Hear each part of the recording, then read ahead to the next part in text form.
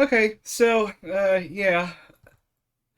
Uh, Thought I was gonna be playing another game, but when I rolled RNG, it literally picked Ace Attorney Dual Destinies, so that's what I'm gonna do. So, we will press on.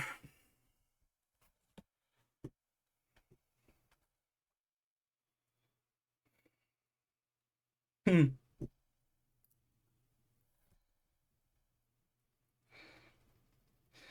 And I was frankly surprised too when RNG just wouldn't let me go off the Ace Attorney game.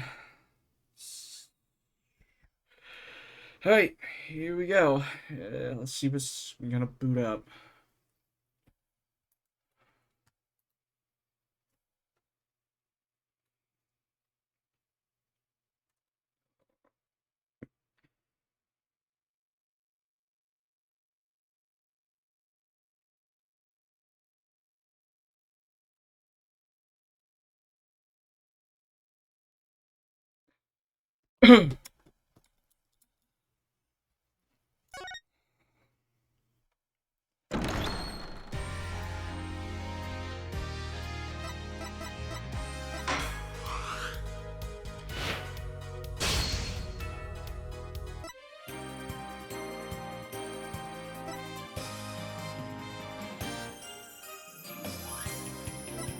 So we got a total of 5 episodes, and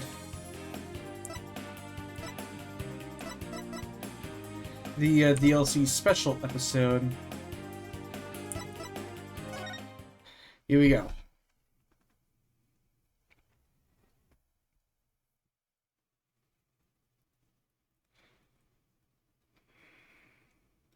I'm also hoping too that the frame rate is good.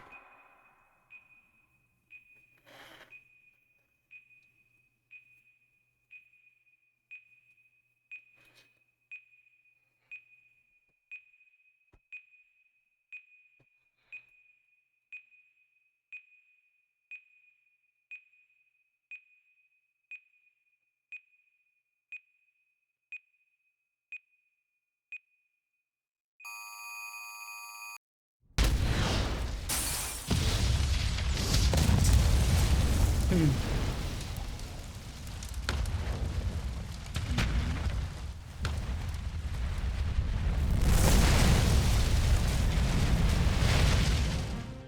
These are dark times, where the law has been reduced to rubble, and it's up to us to restore it to its former glory.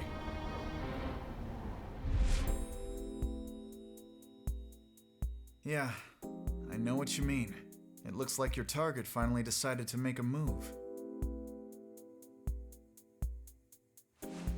Don't you worry. I've got a trusty new partner on board.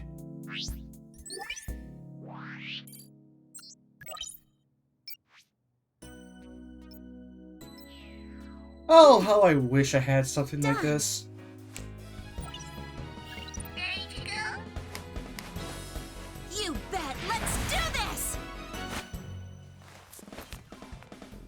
She's been with us for half a year, though I can hardly believe it.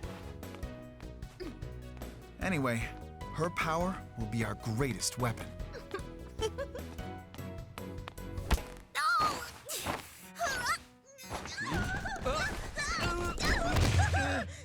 Are you alright, miss?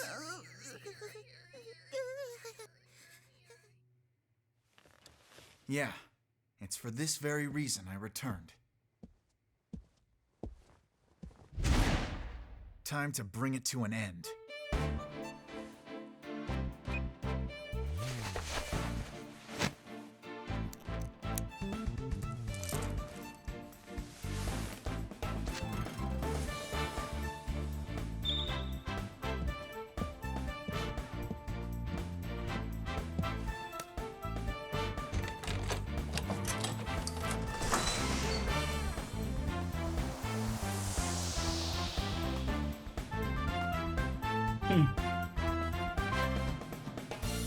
So I guess I could say, welcome back, Phoenix Wright.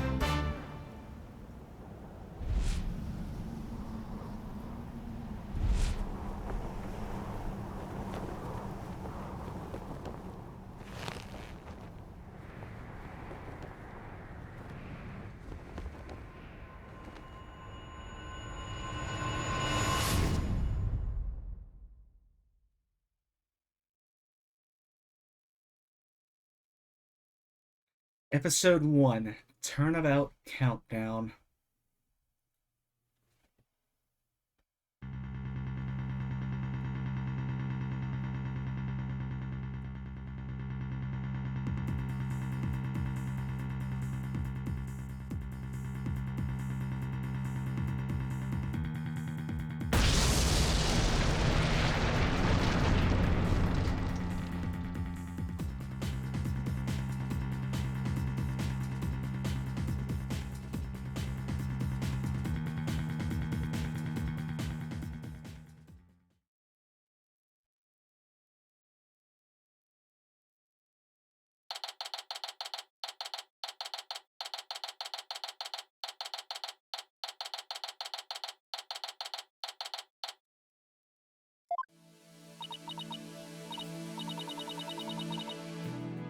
So our first one to go is Athena.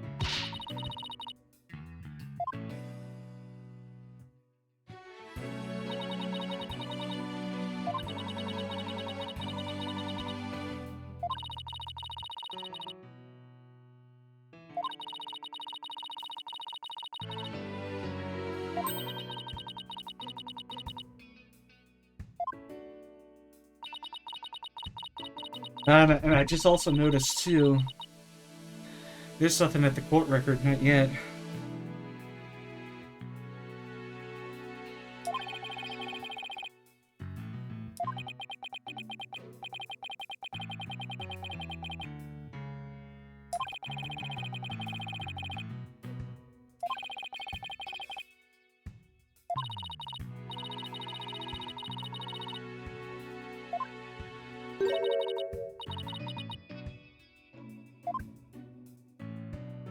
She's Juniper. Or, yeah.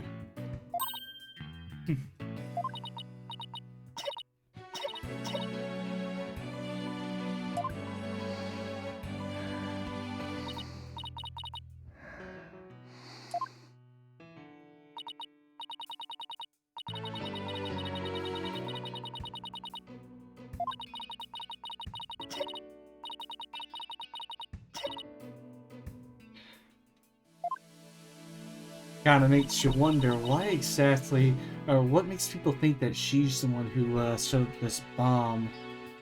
Or at least, that's what I assume that this is all about, anyways.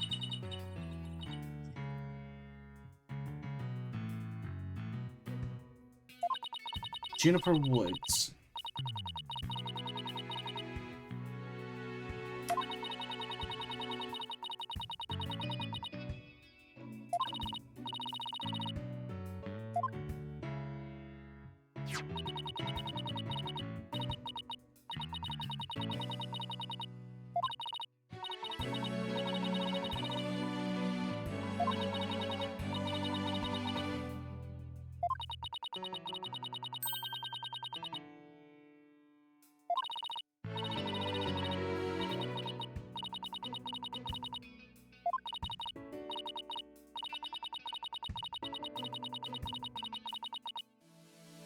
I would very much love to modify the EXEs so that the animations and all could be completely smooth, but because of Capcom doing the DRM the DRM sprees, that ain't ever gonna happen.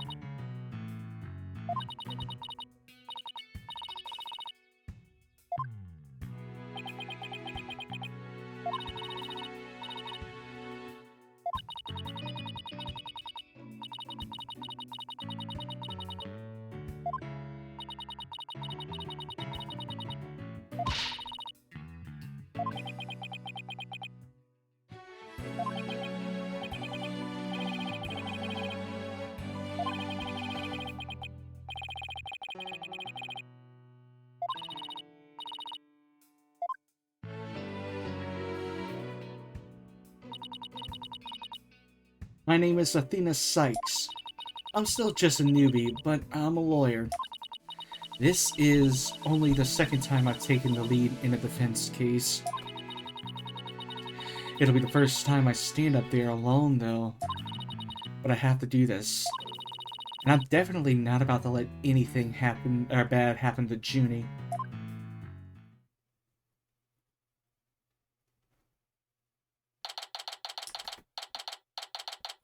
This is going to be interesting. Not necessarily a murder case, but a bombing, an act of terrorism. Definitely a nice change of pace from all the murder trials. Though, I gotta admit though, I did have a nice bit of a break with that grand larceny case.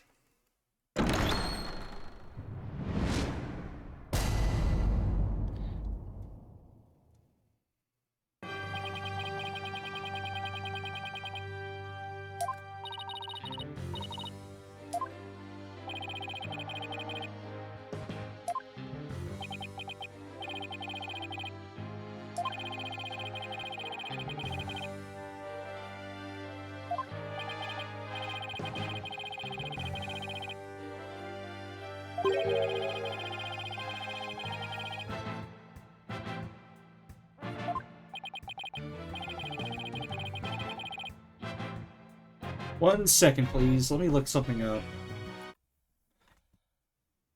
I want to know whether or not a mod is available for this game. Let's see.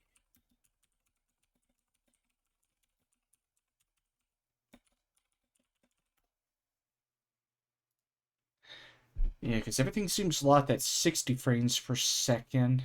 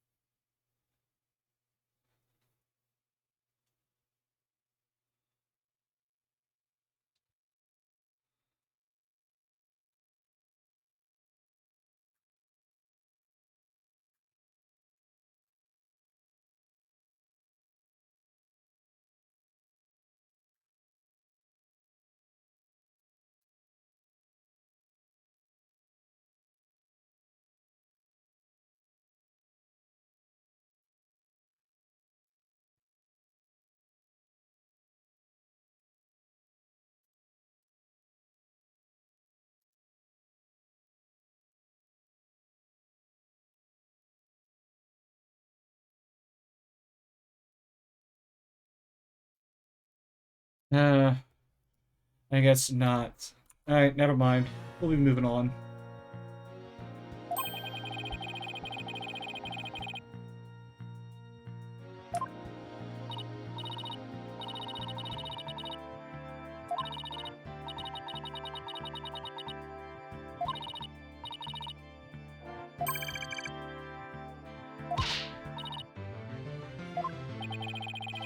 Is my hearing getting worse? I could have swore I heard the defense say something just now. No, you didn't hear anything at all, especially not from me.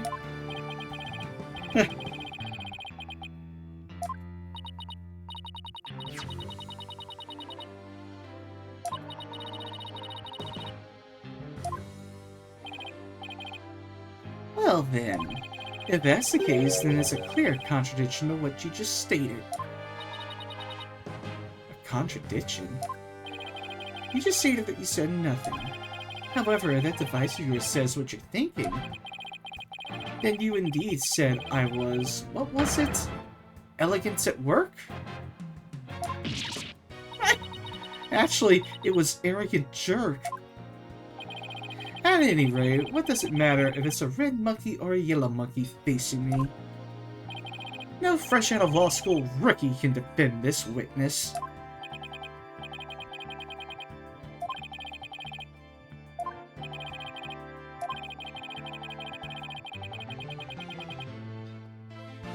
I thought you were once the rookie killer.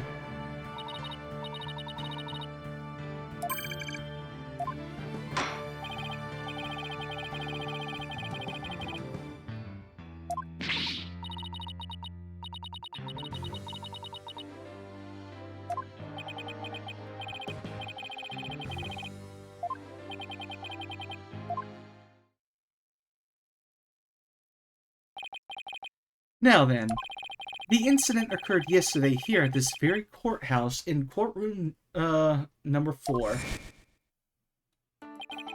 At that time, the trial for a certain bombing was being held in courtroom number 4.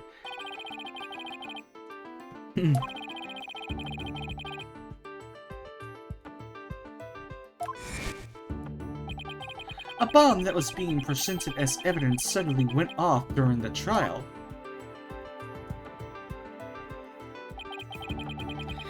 It was a terrible incident, and courtroom number 4 was completely destroyed. Fortunately, we were able to start evacuation procedures before the explosion occurred.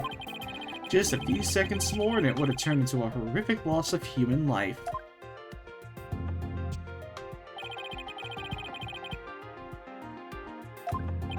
That is correct, Your Honor. When courtroom number 4 was examined after the blast, the body of Detective Candace Arm was discovered.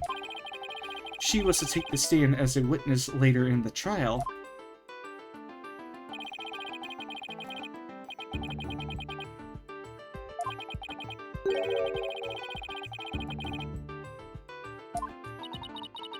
Maybe the court should see about getting you even shorter robes.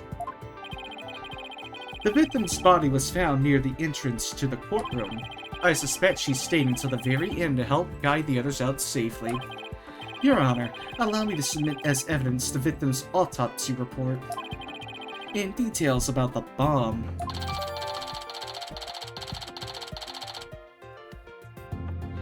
Cause of death, trauma to back of head caused by impact with a flat object. Time of death between 8 and 11 a.m. The time bomb that destroyed the courtroom, it was hidden inside a stuffed animal when it was detonated. Okay, I know how this works. All evidence for this trial is filed in the court record. When I want to check something out, I just use E. Yep. Now let's take a peek now. Oh, I can't.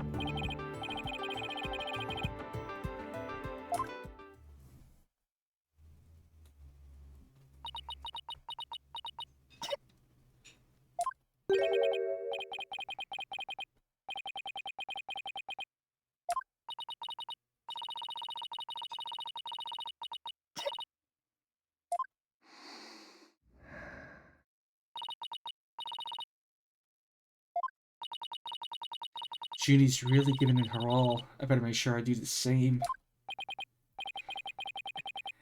If we could please proceed, your name and occupation, defendant.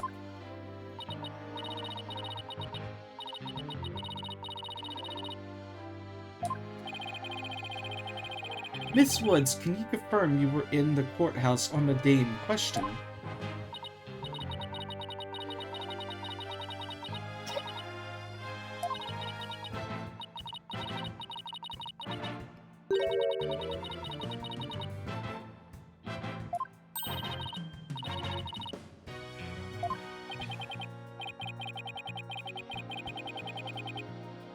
Did you know I'm also known as the defendant humiliator? It looks like I have yet another chance to show everyone how I earned that moniker, or that moniker. Also, Egyptian relevance. Does this arrogance know no bounds? Okay.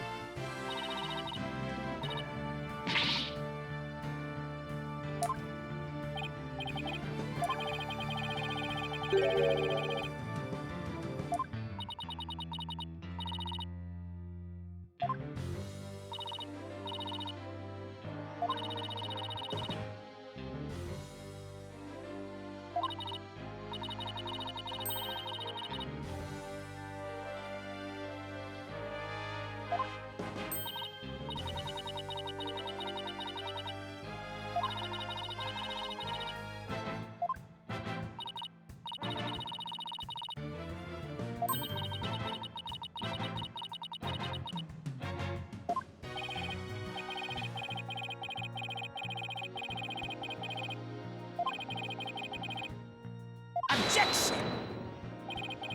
Oh, I see you changed your voice, Pain. Now, Your Honor, don't let her seemingly innocent appearance fool you. The defendant had a motive for committing this crime. That's not true. I don't have any kind of motive. I didn't even know the lady who was killed. I admit the investigation didn't turn up any connection between the victim and defendant. However, that doesn't matter. The only thing that does is her objective was the destruction of courtroom number 4 itself.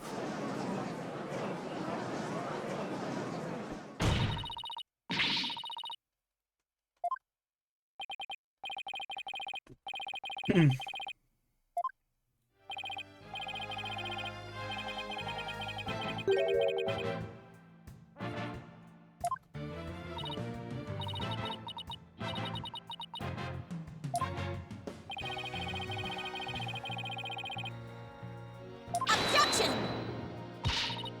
Now wait just 1 minute. If that kind of thing was a motive for blowing things up, then every one of our clients would turn into bombers.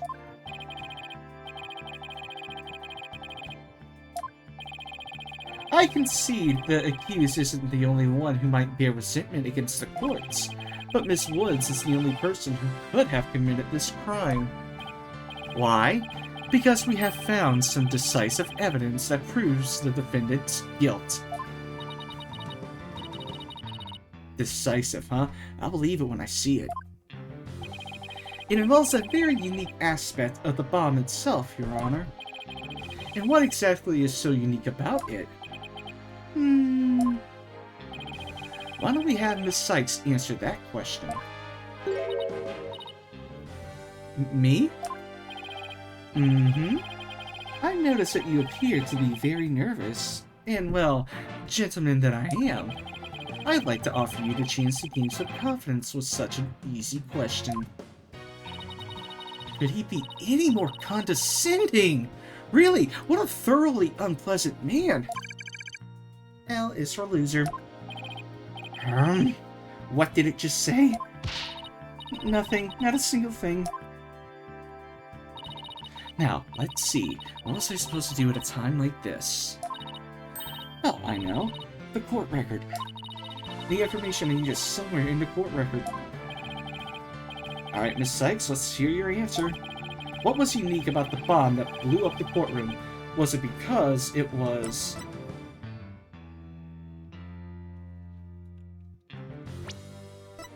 Well, of course, it is a stuffed animal. Why the fuck not? Mr. Payne, what kind of simpleton do you take me for? It was stuffed inside a stuffed animal. Its evil intentions covered up by a cute exterior. Very good. Have a cookie. The bomb that went off in the courtroom was indeed hidden inside a stuffed animal. There, how do you like that? Not bad, huh? I am fine. Just like I said from the start. You can do this.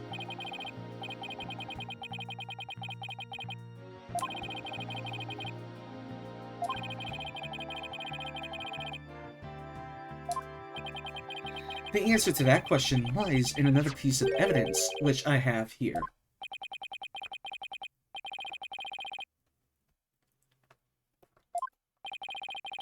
It's a tale, Your Honor.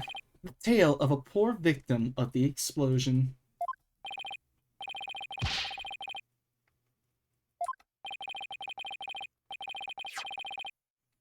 Your Honor is so very close, but no. It belongs to the stuffed animal. It's called the Phony Fancy, a rather unpleasant name if you ask me.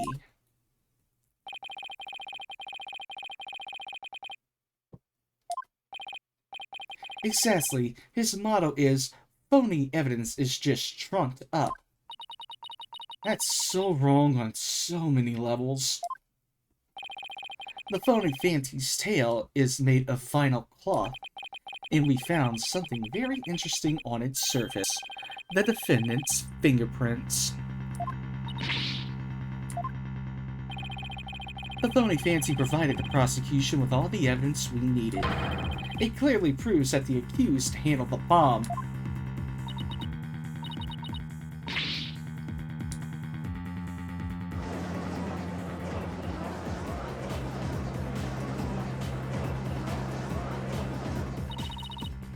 But that doesn't make any sense. Why would Judy's fingerprints be on it?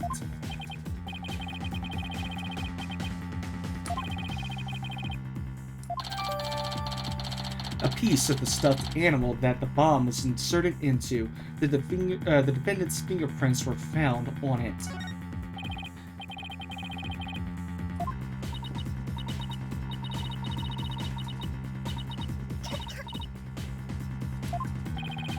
How about you, Miss Sykes? Do you have any plausible explanation to refute this decisive piece of evidence? I can't do it. I can't think of a single thing. But I better come up with something for Junie's sake. If you can't produce an answer, we could always go straight to the ruling, if you prefer. No! I have to say something fast! Oh no, I can't get my voice to work. Why now, of all times?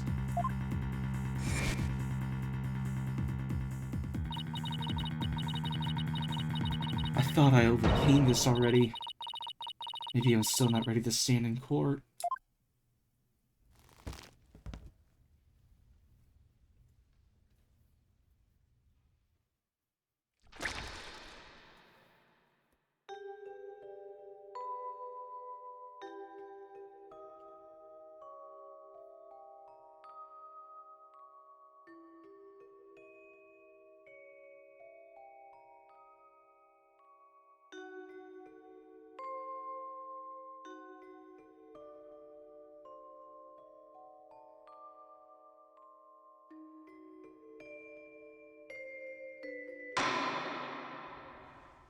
As you can see, there is no room for debate. Objection! Why, it's you!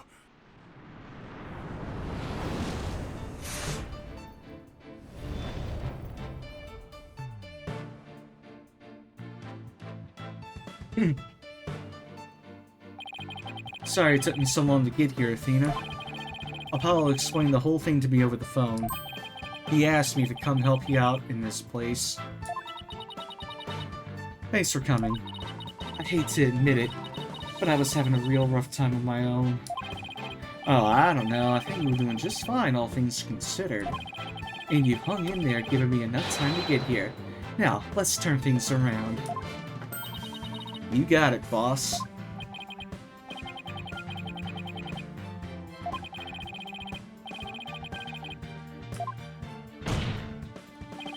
Your Honor, Mr. Payne has called for an early ruling, but I believe there are still many things that need to be deliberated.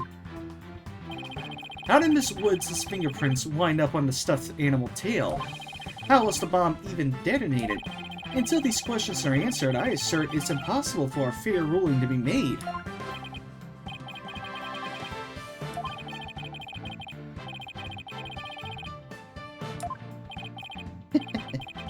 Not at all, Your Honor.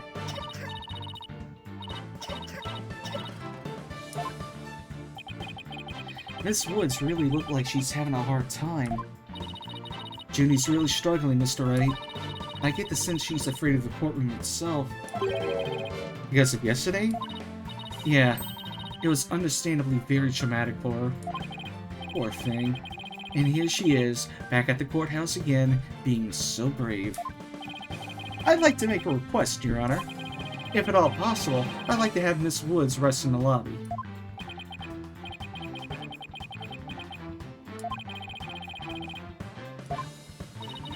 You'll get some rest, Junie, and leave the rest to us.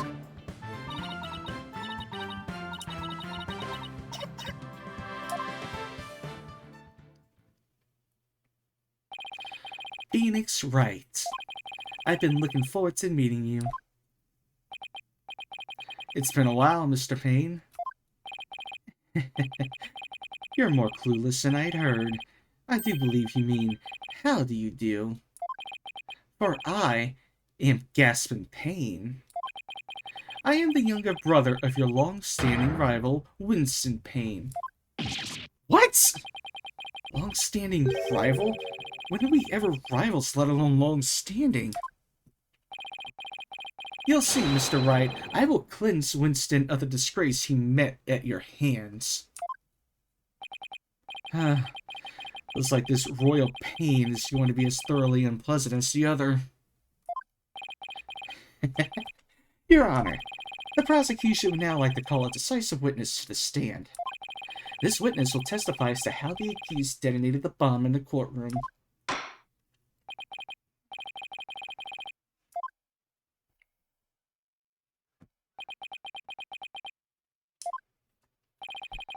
Witness, your name and occupation, please.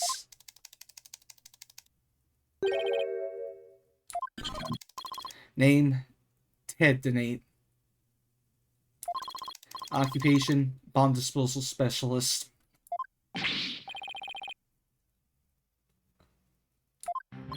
Speech synthesis via typing. It is the same as me talking. He sounds exactly like a robot. Yeah, and his name ain't a fucking play on the word detonate either.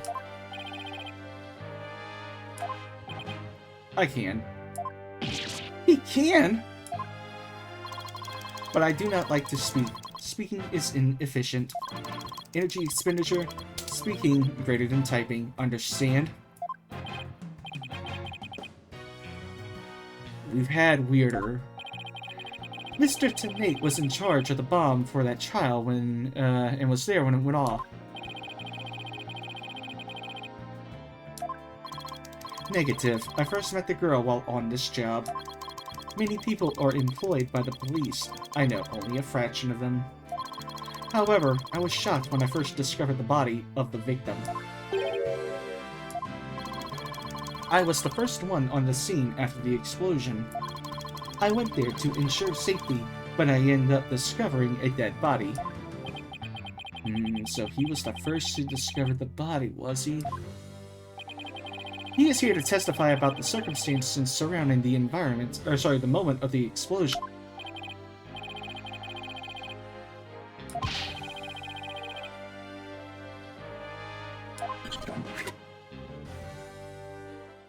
Alright, here we go. When the bomb went off. The bomb was originally disarmed by me and then transported here as evidence. Bomb name HH-3000, operated by timer or with a remote. I was watching from the gallery when I suddenly became alarmed. I saw that bomb's timer was counting down. So even though the bomb was supposed to be disarmed, it somehow got switched on. Precisely. Activating the timer is very simple. 1. Connect wires. 2. Switch on timer. A monkey could do it. I am sure even you would be able to, Mr. Wright. Dick. And I guess that makes you the blue monkey in this barrel of fun, boss. Ahem. I'd now like to begin my cross-examination. Huh?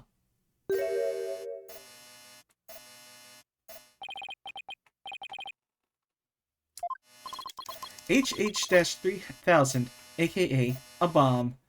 A bomb?! Yeah!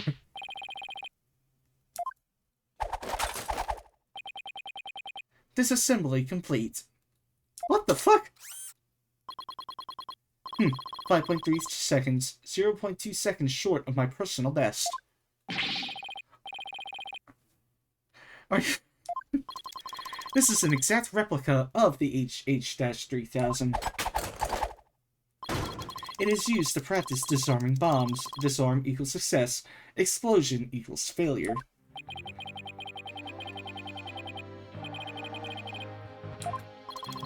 I submitted a photograph of the real bomb taken just before the trial. Dimensions 10 height, 10 width, 10 weight 12 pounds, a perfect replication. Your bomb does appear to be a very good copy indeed. Yes, however, I could not replicate the detonation mechanism. It has a very puzzling wiring setup. It is regrettable that I could not replicate it.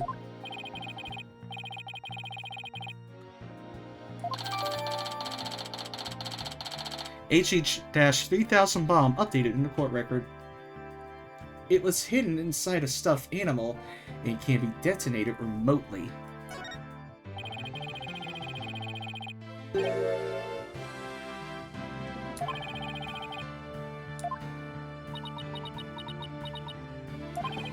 Athena, you can come out now. Okay, Mr. Wright, let's get to work. I guess you were pretty scared, huh? What? I don't know what you're talking about. She was about to bolt. Hey, put a sock in it, widget. As transparent as ever. Now, let's see. Where were we? We were at the cross-examination. Oh, cross-examination, of course. She seems disoriented. I wonder if she's alright. Maybe I should ask Athena if she remembers how to cross-examine to help her focus.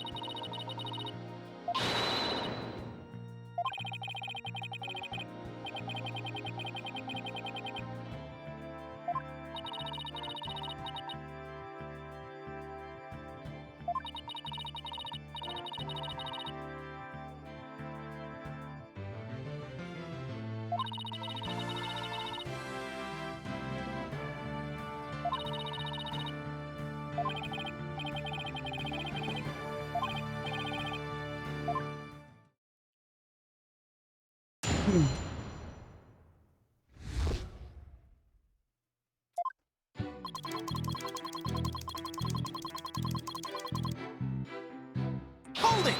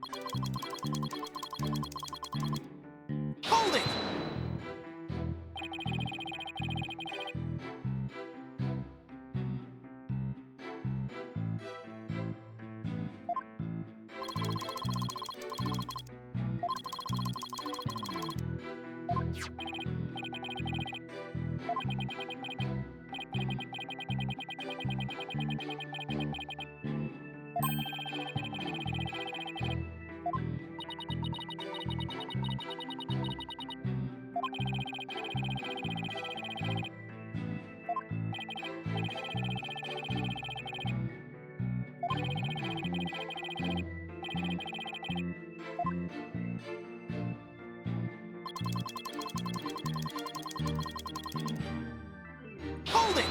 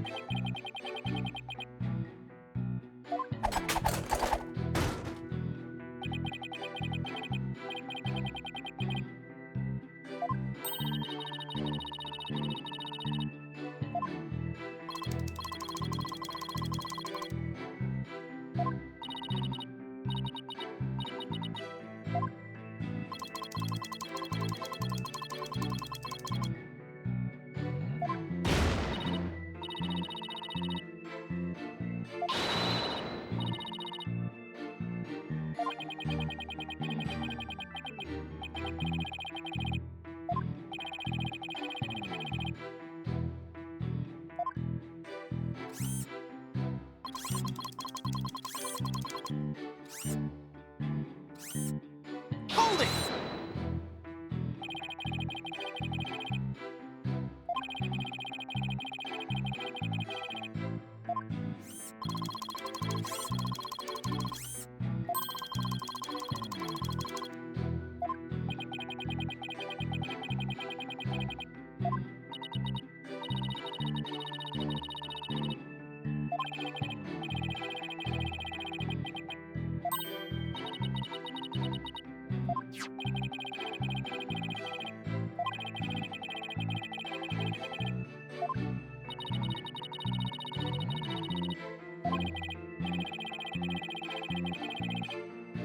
I already know where.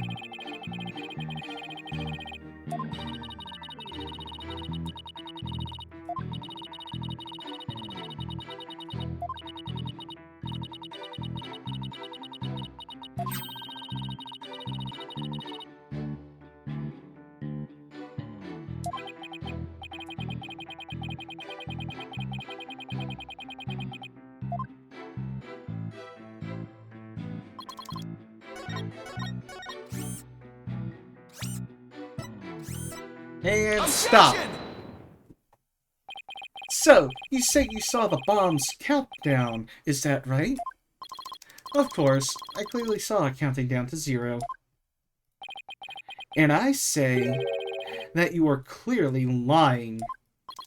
What are you talking about? There's no way you could have seen the bomb's timer. After all, the bomb was concealed inside a stuffed animal. Mr. Tenate, how can you claim to know the bomb was about to go off when you couldn't even see the timer?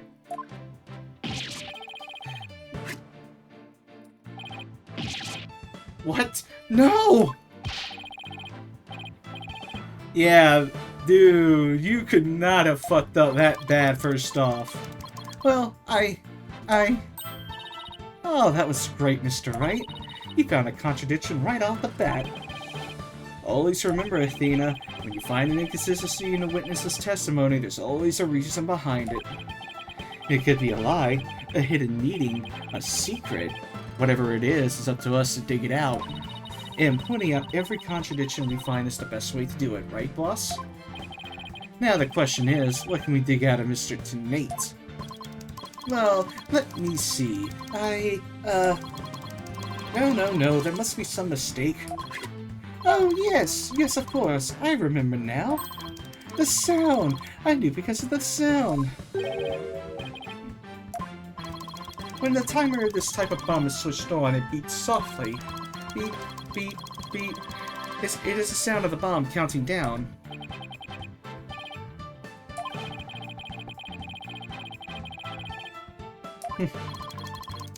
I simply made a mistake. My bad. Objection! How in the world did you hear such a tiny little sound all the way from the gallery? Listening for the sound of a bomb's timer is an integral part of my work. I constantly undergo training so that I will never miss it. I hardly think training would help you hear something so soft from so far away. What now? Are you making light of the fine science of disarming bombs? It is a solemn mission that I put my life on the line to perform. What kind of specialist would I be if I could not hear a bomb's timer? It's not like disassembling a toaster, you know. Now he's just showing off. You keep asserting that the sound was too tiny to hear, but the only tiny thing here is your skill as a lawyer. Being mistrustful is not an attractive quality, you know? And you're just overflowing with attractive qualities, are you? Or perhaps you have some proof that Mr. Tenate did not hear the sound. Well, no, but still seems totally suspect. But it's going to be really hard to prove that he didn't hear something.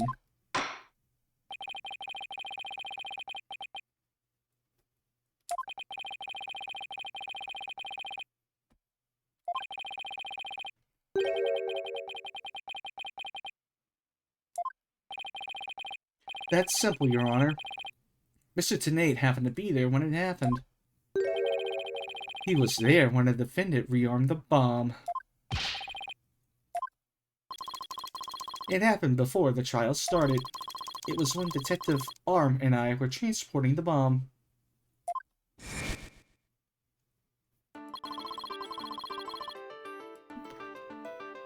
We brought the bomb to the lobby for the defense. Bomb equals evidence. The lawyer wanted to see it before the start of the trial. Looking for a chance to get at the bomb, Miss Woods was already there in that lobby. Her goal was surely to rearm the bomb and steal the remote switch. The remote switch? Yes, the switch that controls the bomb remotely. Duh! It has been missing ever since the incident. A switch that starts the time bomb's countdown. It was stolen just before the blast and is now missing.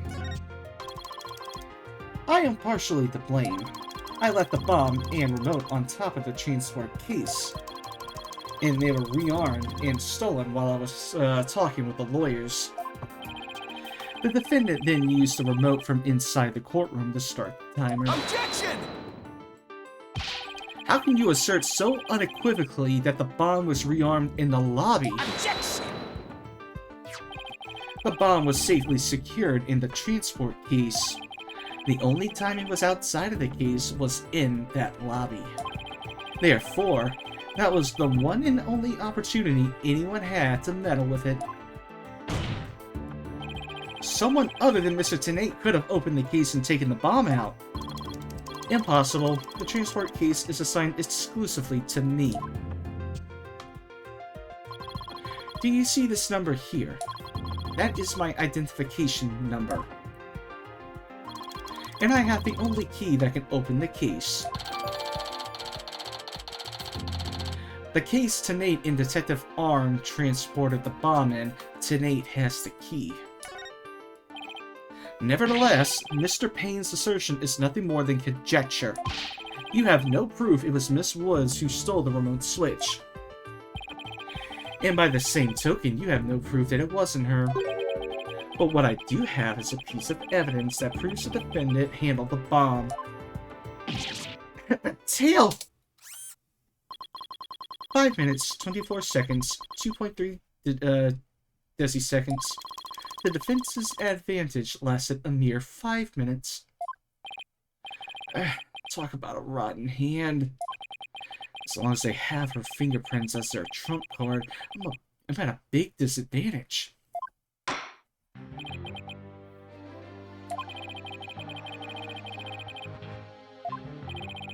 I wholeheartedly agree, Your Honor. I would like to recall Miss Woods to the stand. worried about her condition, but we do need her testimony. On the other hand, I'm not sure I want to make Athena mad. I can read your feelings, you know, boss. Guess there's no hiding from her, huh? Don't worry, I know we need her testimony. But if anybody picks on her again, they'll pay. I guess she's already at anger level. Don't worry, I'll stop the proceedings before I let anything bad happen to her. The defense has no objections, Your Honor. In that case, I will take my leave. But before I do, there's just one more thing, Mr. Wright, is it? Me? Yes. Dismantling bombs is my job. Dismantling the case is yours. Do you think you can handle it? I look forward to seeing you try. This guy is hiding something. I just know it. Now, if you will excuse me.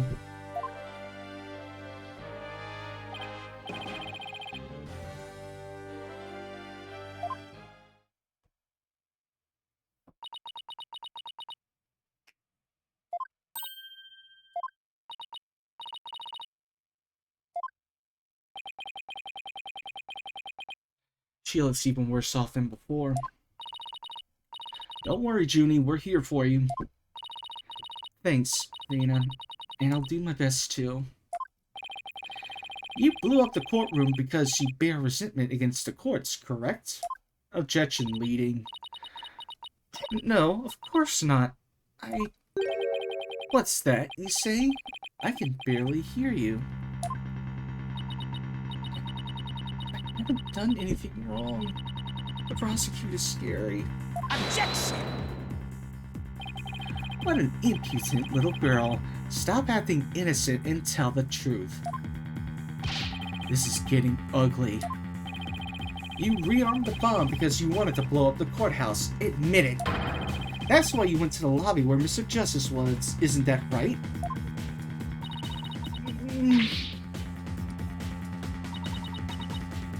Mr. Wright, can I get that prosecutor a smack? What? Of course not! Do we have to review Courtroom Manners 101 again? We can't let a creep like... we can't let a creep that bullies innocent girls like this off so easily. I haven't forgotten about how he treated you. Don't worry about me, just help Junie. Her heart's crying out. She's so scared, so very scared. Looks like Athena's picking something up with her heightened sense of hearing. And it sounds like this time, it's the voice of Miss Woods' heart. Don't deny it. You stole the remote switch and used it in the courtroom, didn't you? Objection! Your Honor, please put a stop to this. Mr. Payne is badgering the defendant.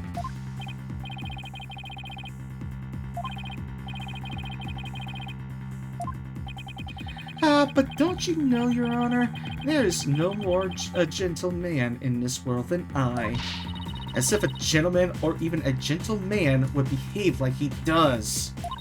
Don't let that rude ruffian win. Athena! How dare you call a gentleman such as I a rude ruffian? I'll have you know I attend in the manners class every Saturday. And you still failed. I'm more than just a mere gentleman. I'm a genteel man. Not when you're terrorizing a young lady, you're not. I demand my money back from that manners class if I were you. I should probably be the adult here and stop the two of them, but...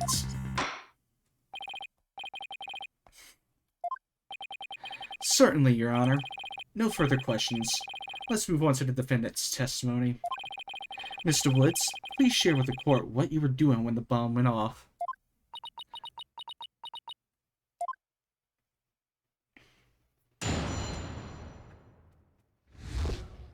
When the bomb went off. Well, that day, I was watching from the gallery. The bomb went off. And rubble started falling. fell on top of me.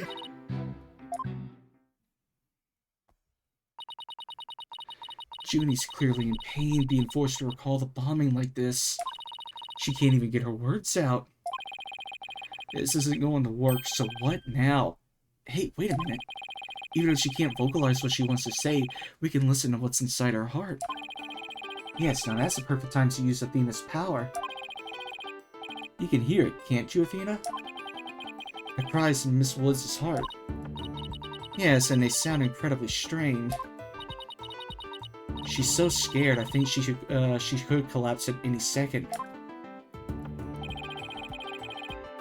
Athena has a unique ability, you see.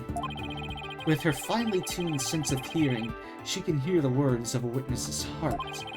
In essence, she can sense how a person is really feeling from the tone of her voice. Or from their voice. This is all up to Athena and her special ability now. Athena, I want you to use the analytical psychology you studied and listen to the testimony of Miss Woods' heart. Okay, boss, I'll give it a go. After all, this is the whole reason I put all that effort into studying analytical psychology. Up gets. Let's do this.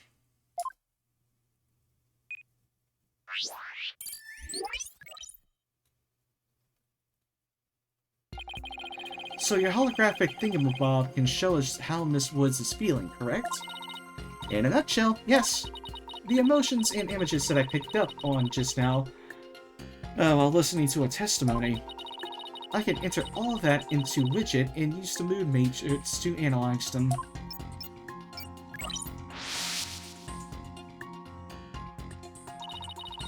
These mood markers here reflect fluctuations in Junie's emotions.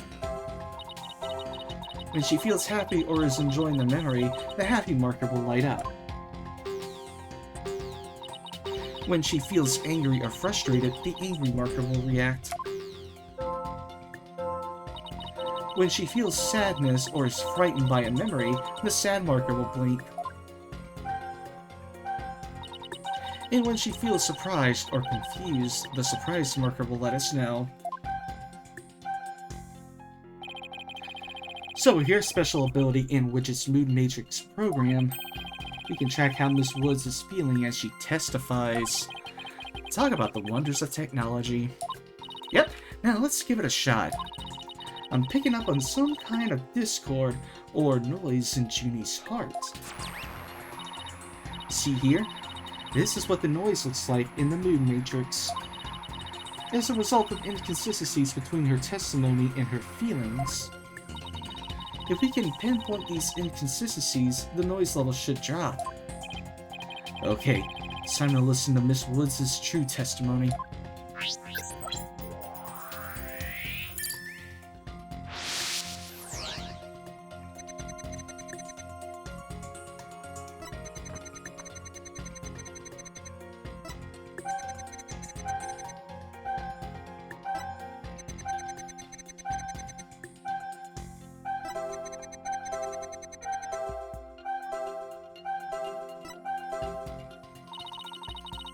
I think I have a good grasp on Junie's emotional state now. This power of Athena's is incredible. And I'm seeing an unexpected emotion that's inconsistent with the content of her testimony. What? Already?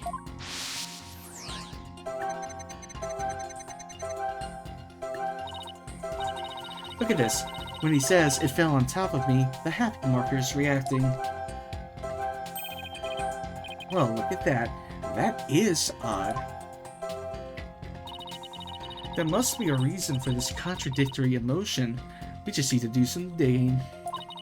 When you find an unexpected emotion, you'll first need to pinpoint it, and then select the unexpected emotion or reaction from the 4 mood markers with space.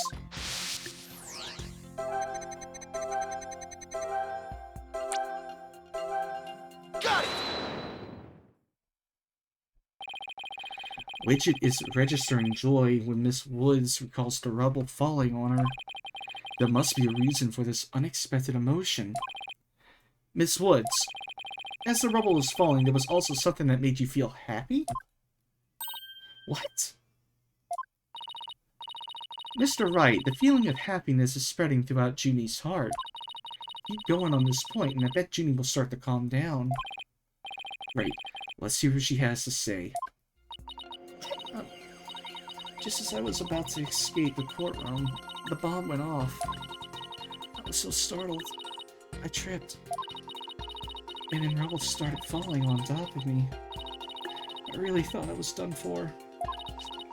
But just then, Apollo came and rescued me. Apollo? He used his own body to shield me from the rubble. So that's when he sustained those injuries. How do you feel, Junie? Did talking about Apollo give you some courage? Yes, Apollo is just like the sun. Strong and bright and warm. Just talking about him makes me feel like a leaf undergoing photosynthesis. And see? Your coughing stopped all of a sudden. Oh, you're right. Thank you, Fina. Still 50%. Looks like we were able to draw out some new testimony. Pretty neat, huh? But there's still some noise left, meaning there must still be some discord in Junie's heart. I guess I'll have to keep going then. Let me input this new information and update the mood matrix and we'll be good to go. You remember what to do, right? When I find an unexpected emotion, I should first pinpoint it. That's right.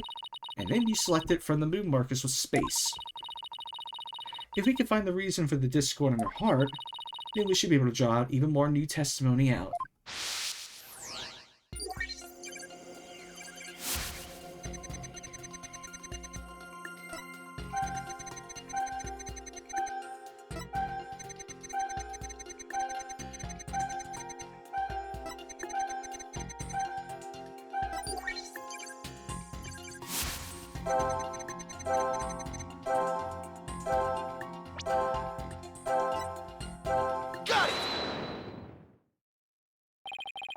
You were happy when Mr. Justice rescued you, weren't you? Yes, I was really happy. But was there also something you felt sad about at the same time? Sad? The reason I ask is, when you were describing how you were rescued, we sensed a little sadness, too. Oh, I think it's probably because of Bumrat Riney. Bumrat Riney? Oh, what do you know? Something new. That's right. I brought my stuffed animal, Bumrat Riney, to watch the trial with me. Bumrat Riney and Phony Fancy are brothers. Who knew that the legal world could inspire a whole line of merchandise? I had Bumrat Riney with me when I was watching the trial, but it wasn't until Apollo saved me that I realized I'd lost him as I was running away. My poor Riney, a victim of that terrible bomb. Oh, I know. You can see what it looks like in this poster. It's for the campaign to eradicate fake evidence and false charges. Phony Fancy and Bumrat Riney, huh? Nothing against the campaign, but why an elephant and a rhinoceros? Mr. Wright? I don't sense any discord in Junie's heart anymore.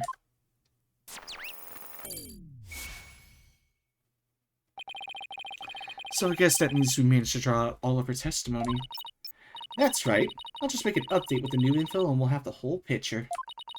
So, do you think her new testimony will help? Absolutely. I don't know what I would have done without you, Athena. So, Bumrat Riney was in that courtroom when the bomb went off? Now that we know that, it changes the meaning of that other piece of evidence. All I have to do is present it at the right statement.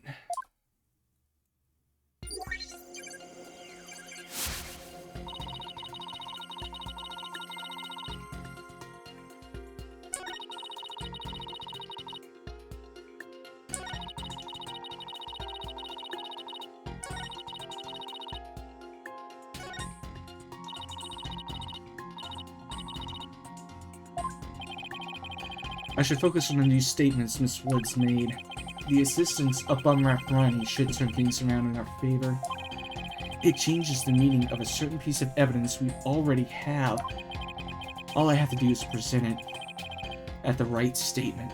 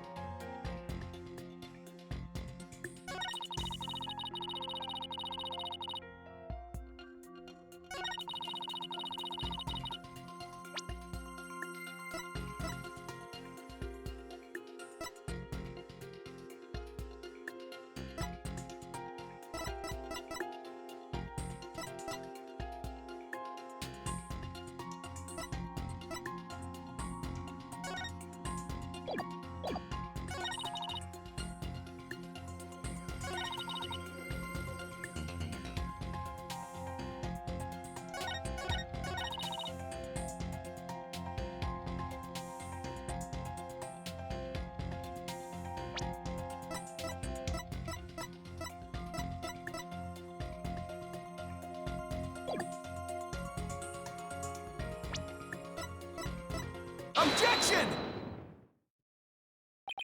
Miss Woods, I know this trial has been very hard for you, but you can relax now. You are, without a doubt, innocent.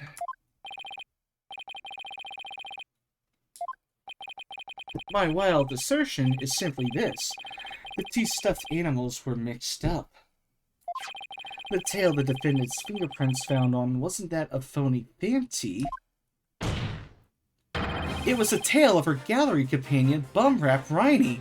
Objection! What? What nonsense is that? I can see they're both stuffed animals, yes, but they're completely different characters. An elephant and a rhino. They're as distinct as a defense lawyer and a prosecutor. But are they really so different? Both defense lawyers and prosecutors strive to protect the peace through law. Even elephants and rhinos have some similar characteristics. They're both brave, for example.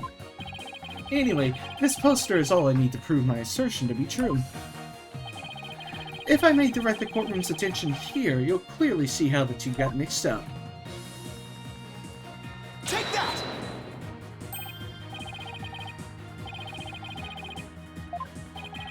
Yes, exactly.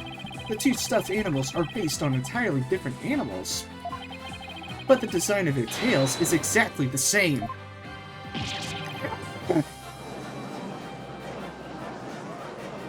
Oh god, his hair.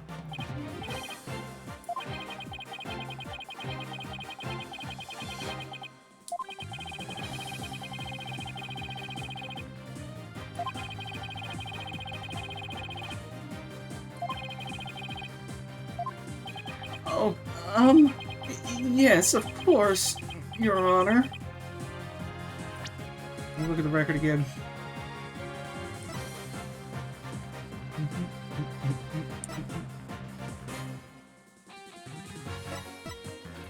Prosecuting attorney, the younger brother of another prosecutor I know. This one lacks presence, too.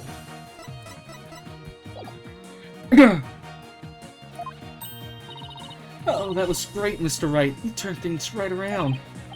Yeah, it's not over yet, but at least we managed to hold out this long.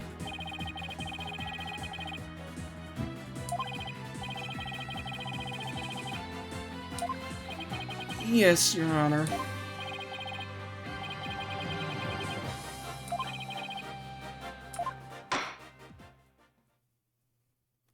How interesting, especially considering that this is the first trial. Usually, or the first case, I should say, usually we get the shit wrapped up in one go.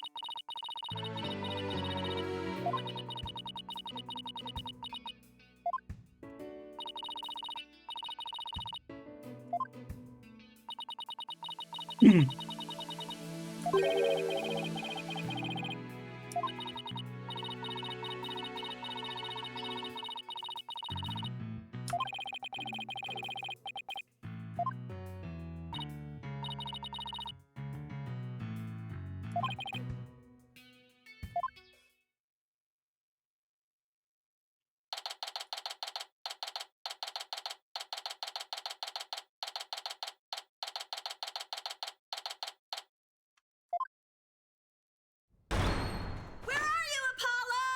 Trial's over for today. Come on, I know you're... No.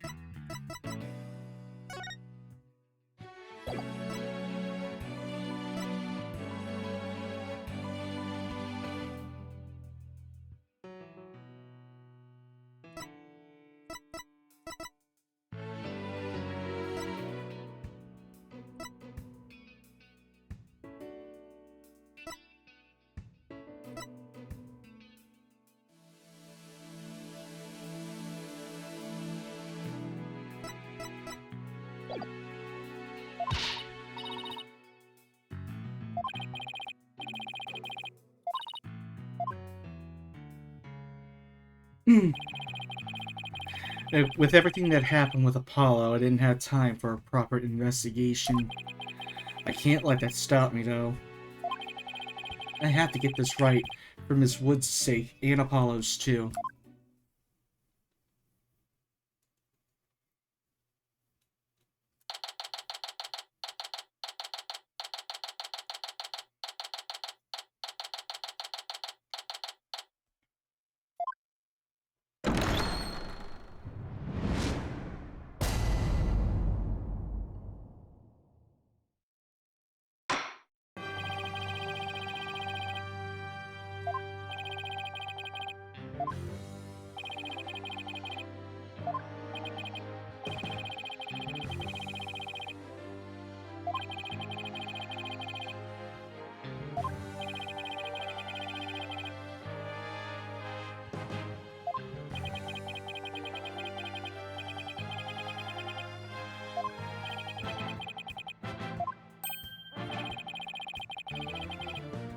Aha! It looks like the prosecution is just as unprepared as I am.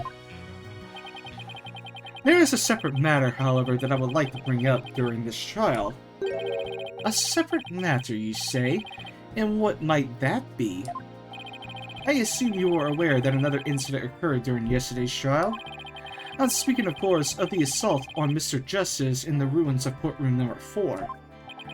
Uh-oh. Why is he bringing that up?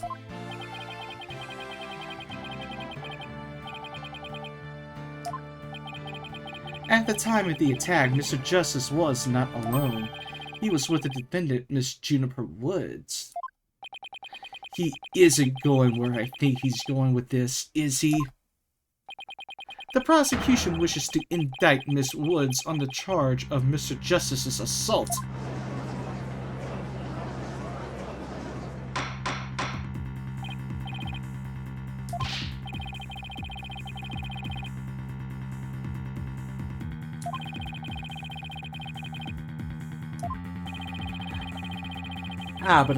But I believe there is a connection between this case and Mr. Justice's assault.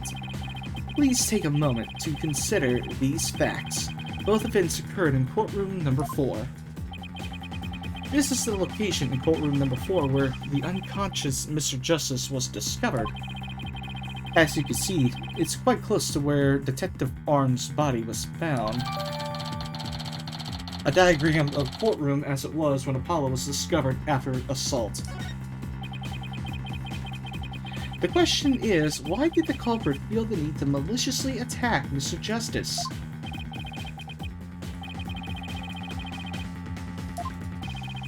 I believe Mr. Justice found something in that courtroom while Miss Woods was with him. Evidence that fingered her as the perpetrator of the bombing.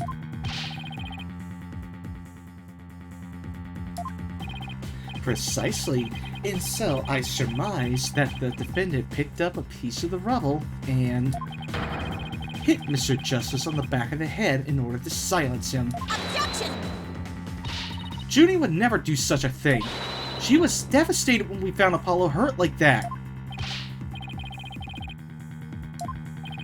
Ahem. It is the prosecution's belief that by deliberating on Mr. Justice's assault, we will draw ever closer to the truth of the courtroom bombing itself.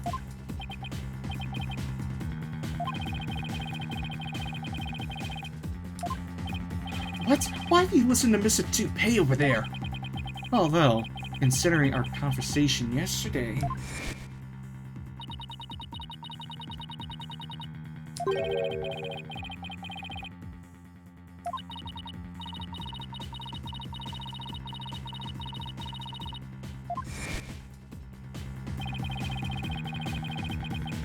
Maybe the two incidents really are related after all. Also, speak to the fucking guards that were in the defendant's lobby. Was she there at the time? Or how long was she there? When? You know, like, isn't that gonna clear her name for assault? No? The fuck, man? I would like to start by hearing from the defendant herself.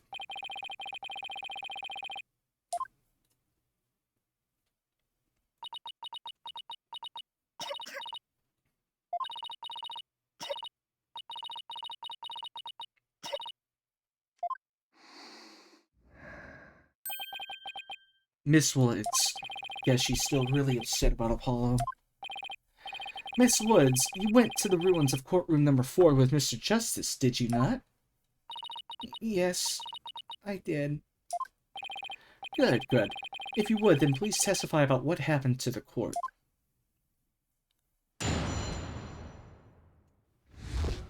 Alone with Apollo. During the trial yesterday, I was overcome by a fit of coughing. Apollo stayed with me and we went to the courtroom ruins together. But then I was called back to this courtroom to give the testimony. Apollo insisted on staying behind in courtroom number 4. I swear, I didn't attack Apollo. Why would I ever hurt such a kind person?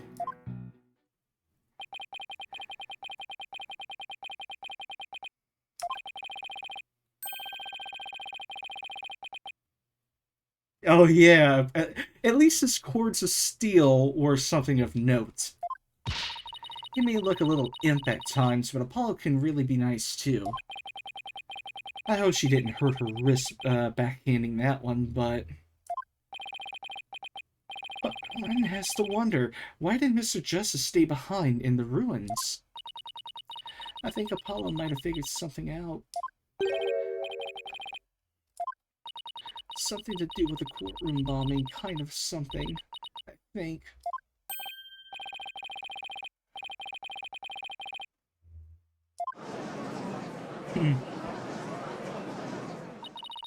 I believe so.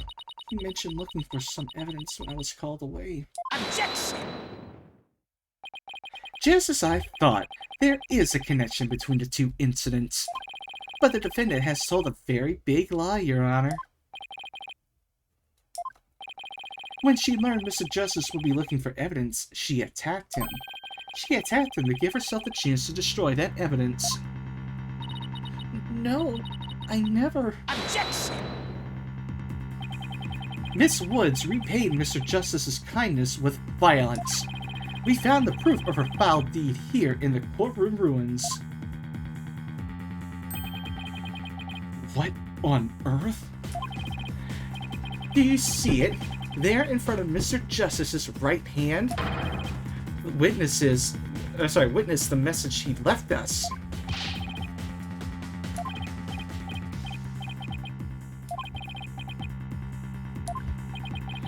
That's right, Your Honor. It says Woods in capital letters. What? I submit that Mr. Justice is left us with the name of his attacker before he fainted. Apollo is shown collapsed on the floor. The bloody writing is also visible. No, that can't be true. Why would Apollo write my name? Mr. Wright? The nerve of him leaving that message! Why would he do this? Hey, don't take it out on me! I don't understand it any more than you do! When we discovered Apollo yesterday... Apollo? Oh, right. Here we go. We didn't even have a chance to rush over to him. As soon as security heard Athena's scream, they ran in and cordoned off the area. After that, they were in courtroom number 4 with Apollo the whole time. We couldn't investigate anything ourselves and had to leave everything to the police. Still, I never thought they would find some bloody writing there.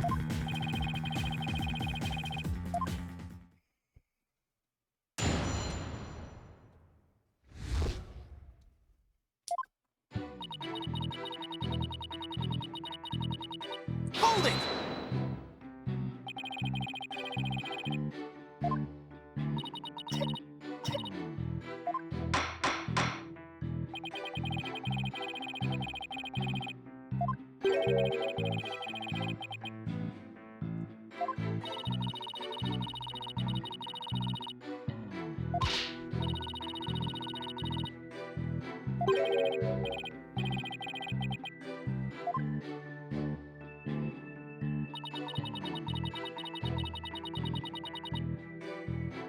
Hold it!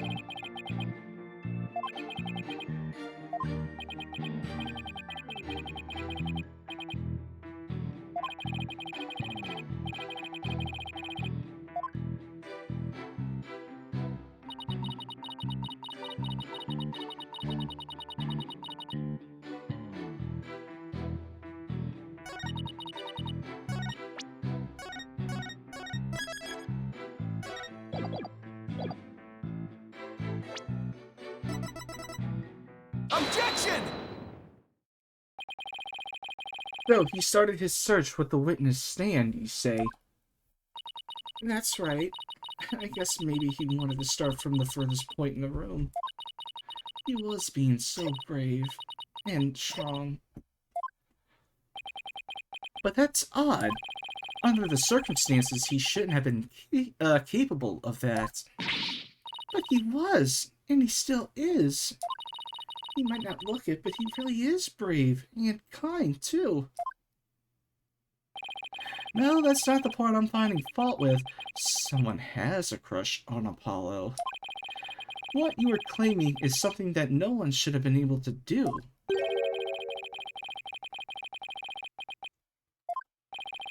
True, anyone can be brave and kind, but if you would, please take a look at this diagram.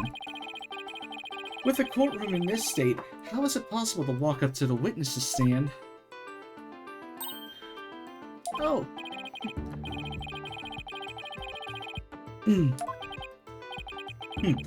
Does such a tiny inconsistency even matter? Perhaps the witness is simply misremembering it. Great, now I'm not so sure it matters. A real man doesn't make mountains out of molehills, you know.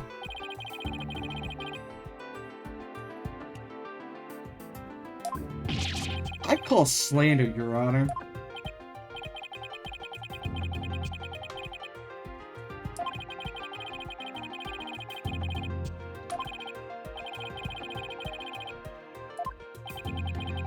Let me see, Your Honor. Ah, yes. I have one more. Here it is. It's a more pulled-back version of the photo I presented before.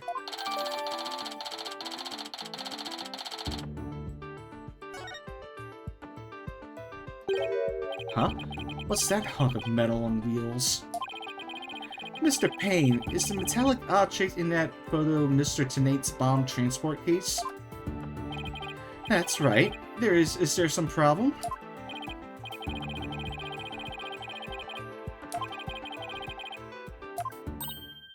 Oh, that's it. Miss Woods, have you remembered something? Yes, I just realized. Its position.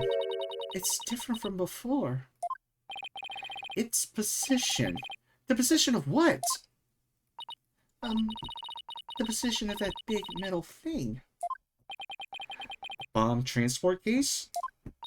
Yes. When Apollo and I went there, it was in a different place. Where the case is in the photo was open space, so it was easy to search to stand. I see. So where was the transport case when you and Mr. Justice saw it? As I recall, I think it was more to the right. To the right? Then that means... In that case, the case was over there at the time of Apollo's attack. Who cares where that transport case was when? What difference does it make? It has nothing at all to do with what we were talking about. Objection! Where the transport case was has everything to do with this discussion. In fact, it's so important that it's enough to turn the prosecution's argument on its ear. What?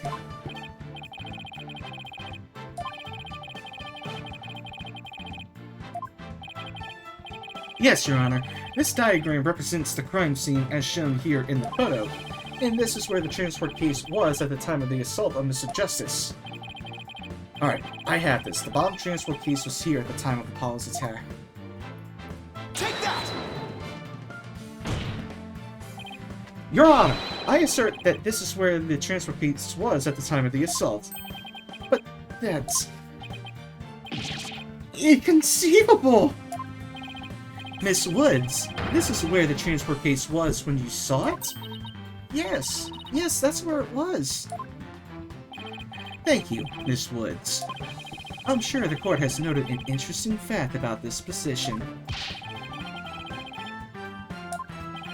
Exactly. If the transport case was in that position at the time of the assault, then no message could have been written there because the case was in the way. Which leads us to conclude that Mr. Justice couldn't have left that bloody writing. Objection! Why should we believe that the defendant's claim that case was in a different position? Sorry, she's obviously lying. Objection! The fact that the case was moved after the assault of Mr. Justice is proved by more than Miss Woods' testimony alone. What? And where's this proof you're talking about? It's right here in the crime photo.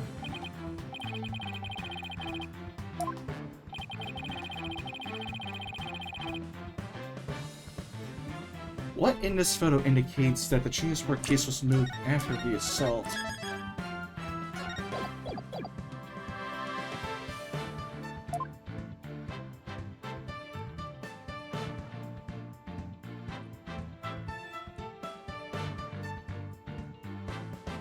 Take that! Specifically that. Please take a look at the mark that runs over Mr. Justice's bandages here. This mark was made by one of the casters from the transport case carrying the bomb. As the case was moved, it ran over his bandages.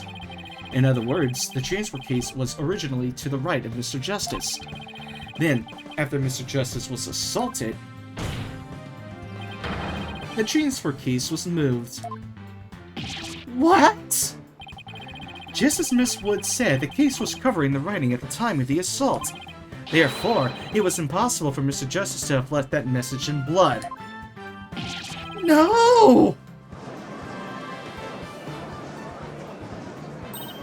You did it, boss. It was a real nail-biter, but you pulled it off. Yep, that should bring down the prosecution's claim like a house of cards.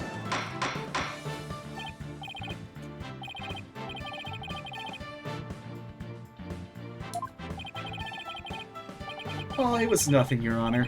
Nothing but pure genius. Take that! Boss, I'm sensing a definite smug and braggy vibe coming off of you.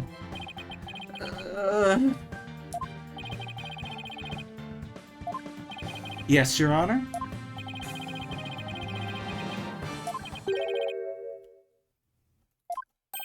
Huh? What?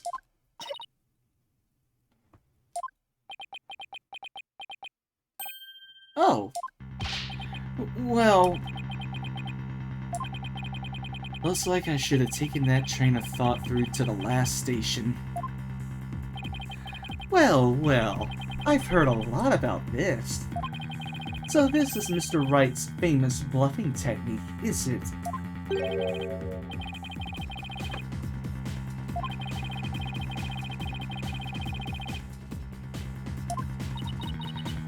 Gee, Mr. Wright, the judge kinda makes you sound no better than a two-bit con man.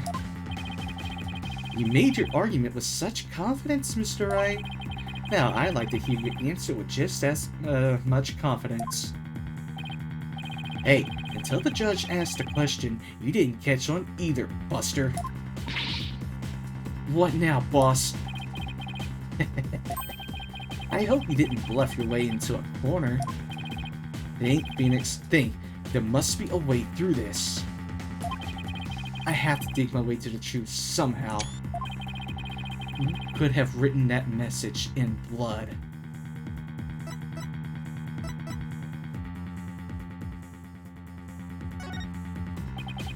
If Apollo didn't leave that bloody writing, maybe it was Apollo's attacker who wrote it and made it look like Apollo did it.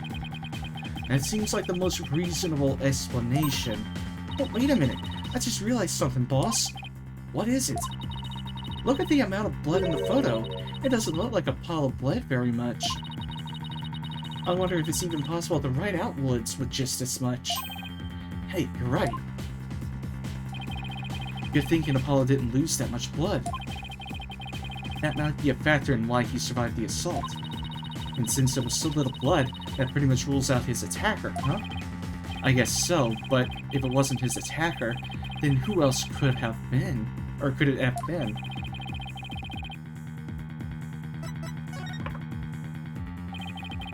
If it wasn't Apollo, who could have left the bloody message?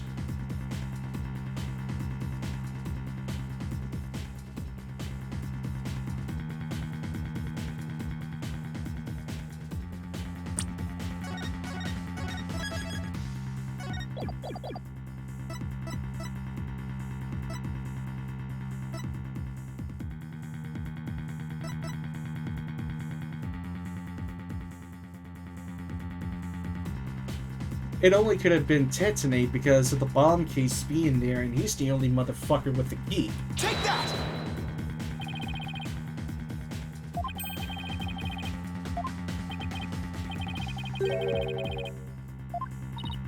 Boss.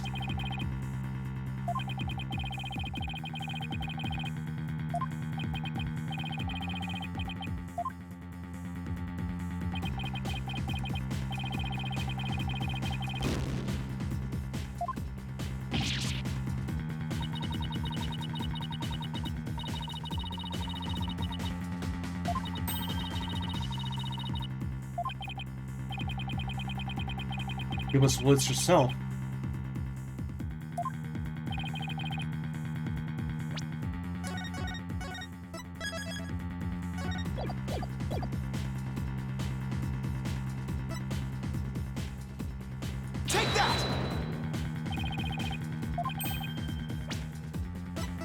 No.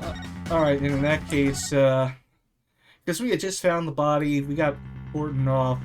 I want a bit of his pain. Take that!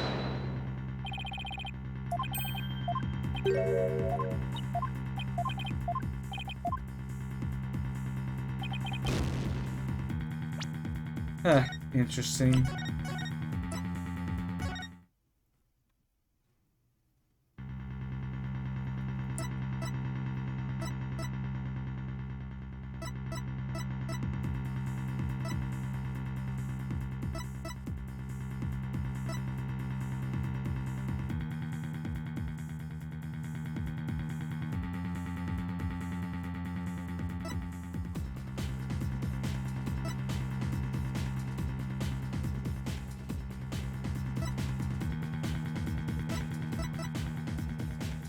Take that!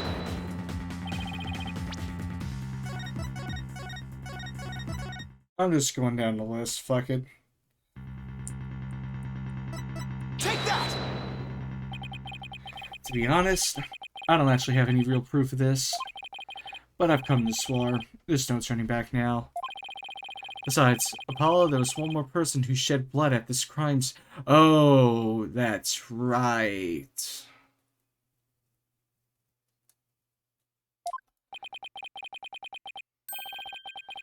A person who shed blood. You don't mean... Oh, but I do. I believe it was Candace's arm who left behind this message in blood. What?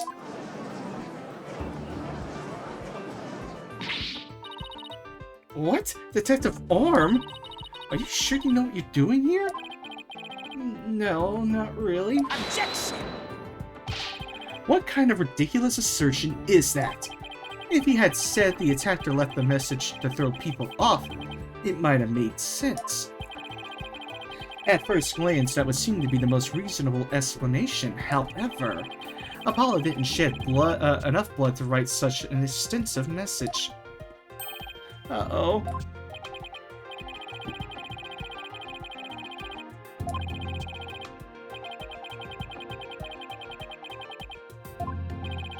But why would Detective Arm write the defendant's name? There's no connection between the two whatsoever.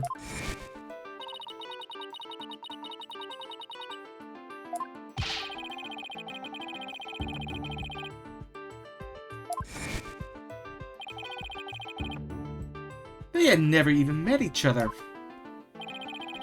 That's very true. Well then, let's see. Then maybe the intended meaning of the message is not what it appears to be. Not what it appears to be. Maybe the message was not intended to be Woods.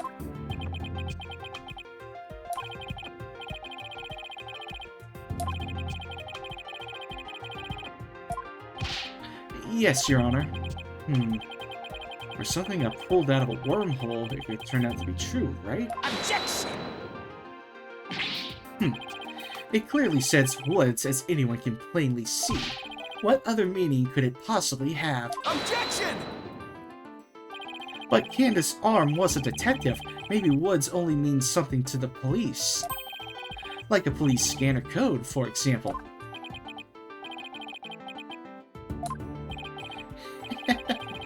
You may have tricked his honor, but you'll never get the best of me. I have a thing for studying on the weekends. And as you may have already guessed, there is no such radio codes as Woods in this state, dear Mr. Wright. Is that a fact? Don't look at me. I know as much as you do about police codes.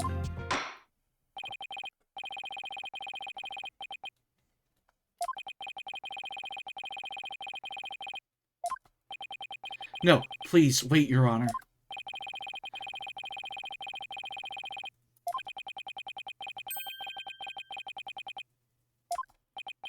Well, I believe it's...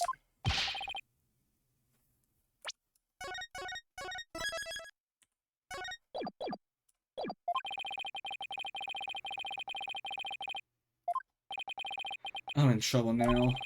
What other meaning could it have besides the obvious one? Maybe it means something in another language. Or maybe it's a code. Think, Phoenix. You can do this.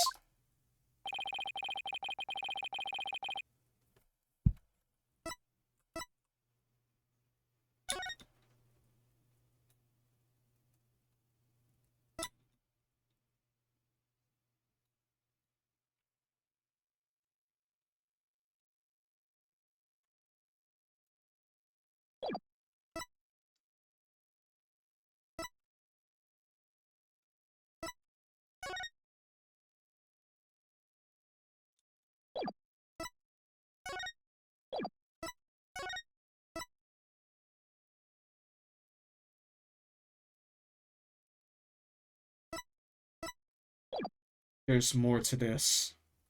Take that!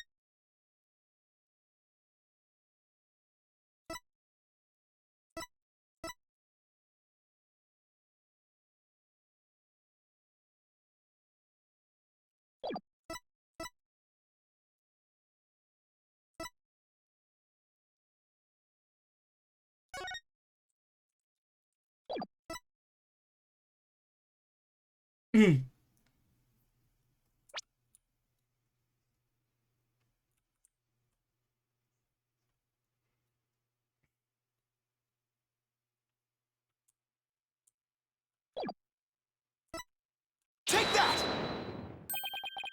The bomb transport case. I've had it up to here with your shenanigans, Mr. Wright. Take a look at the numbers on this case, Your Honor. L10015R.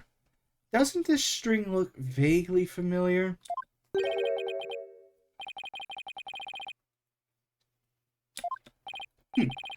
What could those numbers possibly have to do with this case at hand? Now please take a look at the bloody writing shown in the crime photo. Oh, I think I see it. Atta girl. That's one on my side. Or you could say it's the horse of a different color, Your Honor. The first character isn't a W, it's actually an L and a 1. Next are 2 zeros.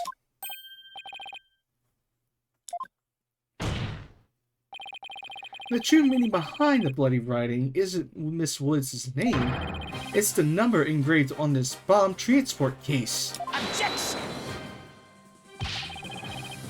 What are you talking about? The next part doesn't make any sense. The next number is a 1, but the bloody writing says D. Objection! But the number on the case in the bloody writing can be made to match up quite easily.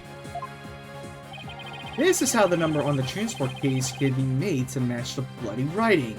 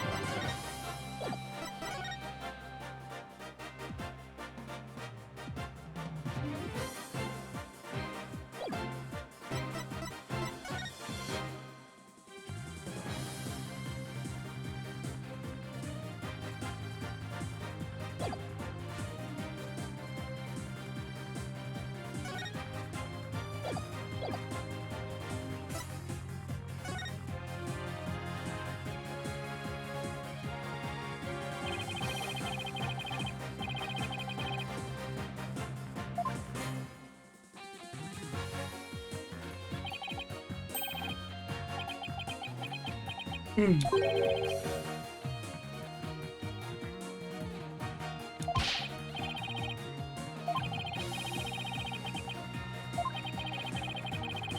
Which, if you take away the final R, is the exact same number that's on the bomb transport case. Objection! Erase 2 lines and they match up, you say. Well, I can change anything into anything else simply by erasing 2 lines. What if we erase 2 lines from your name? Would you be happy as Mr. Rye? Well, would you, Mr. Rye? The only right spelling is Wright. Okay, I'm doing pretty well here, and I think I've drawn the right conclusion. Detective Orm's real message to us is the bomb transport case's number. Your Honor, the 2 lines are added by the real culprit to intentionally mislead people. What? The original message Detective Orm left behind was the transport case number, but whoever assaulted Apollo changed the message. If you're right, boss, then what do you suppose Detective Orm was trying to tell us? Good question. What does this number represent?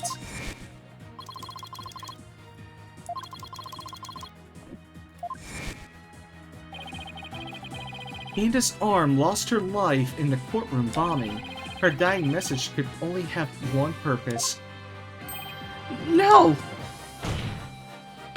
To tell us the name of the one responsible for the bombing.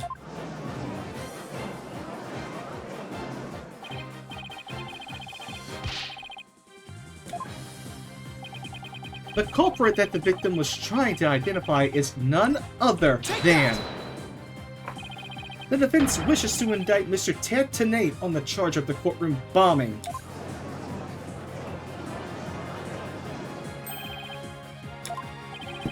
Apparently, disabling bombs isn't Mr. Tenate's only specialty. Somehow, the victim must have realized that he was the bomber. So when she was caught in the blast, she left his bomb transport case number as her dying message. She used Mr. Tenate's own ID number to finger him for the crime. Objection! Why would anyone go out of their way to write an ID number? Wouldn't they simply write the person's name? He's got a good point there. Not only Detective Orm would know the answer to that, but allow me to offer a theory. Perhaps Detective Orm couldn't recall Mr. Tenate's name in the heat of the moment. As I recall, this was the first meeting between the two. It's entirely possible they wouldn't have been familiar with each other. Or maybe using the ID number was a way to hide its true meaning from the real culprit, thus lowering the odds that they would erase the bloody writing. But no matter what the reason, the important thing is the meaning behind her message. The fact remains, she wrote Mr. Tenate's ID number. Objection! Now, just one moment here. There hasn't been any proof yet that it was indeed Detective Orm who wrote it. The bloody writing wasn't found during the investigation after the blast. If Detective Orm had left a message, it should have been found at that time. Objection! Naturally, Mr. Tenate hid it before anyone could discover it. And there's a simple explanation for how he was able to do so. What? Mr. Tenate was able to cover the message up because he...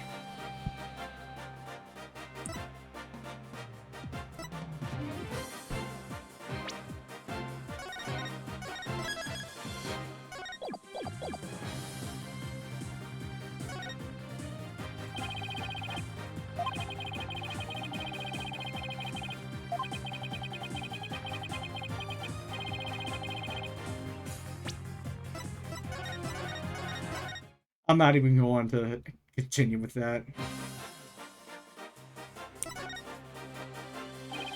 The first person to discover the bloody writing was Mr. Tenate himself.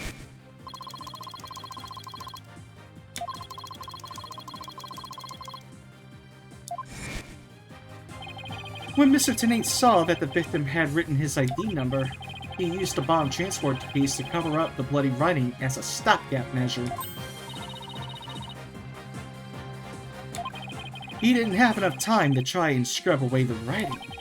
If he didn't report the body right away, he would look suspicious.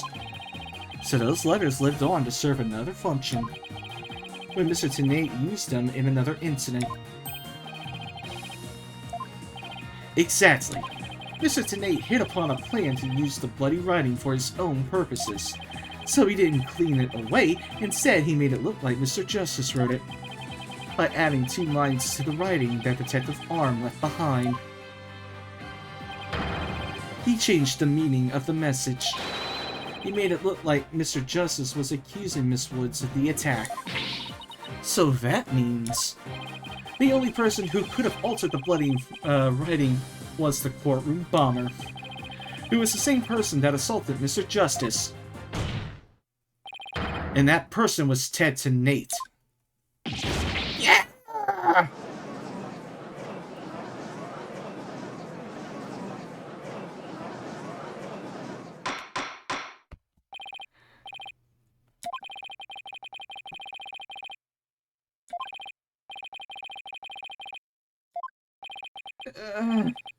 Yes, Your Honor.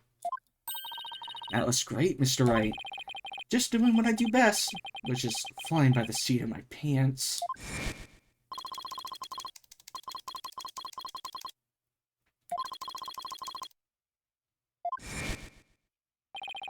I finally draw Mr. Tenate back onto the witness stand.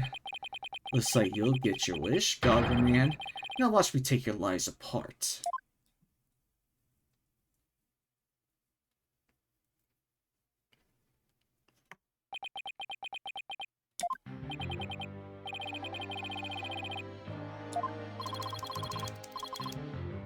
I'm not even gonna bother with the text-to-speech thing.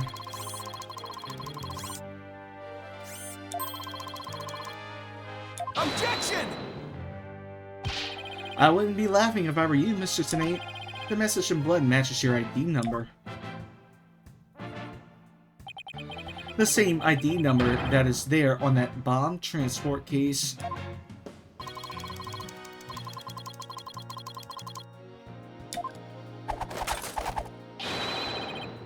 I'll have them untangle for you in no time at all. You were the first person on the scene after Detective Arm left her message in blood. You were the only one who could have hidden the writing and then used it again later.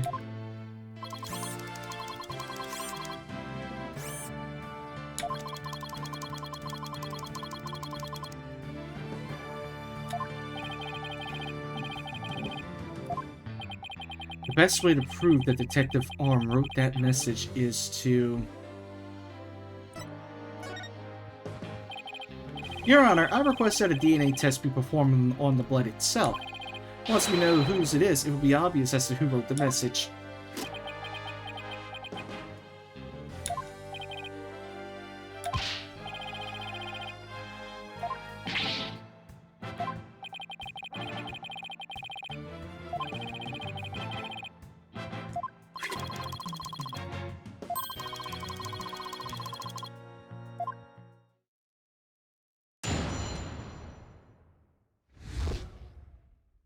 After the explosion.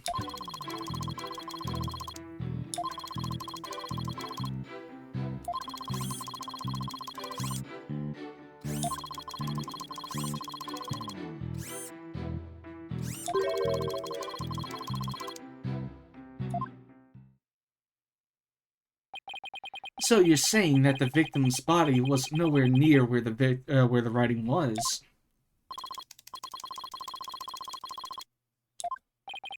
It's true that the body was discovered near the entrance to the courtroom. Please have a look at this crime scene photo. As you can see, there is blood on the rubble near the victim's body. She must have died after hitting her head there.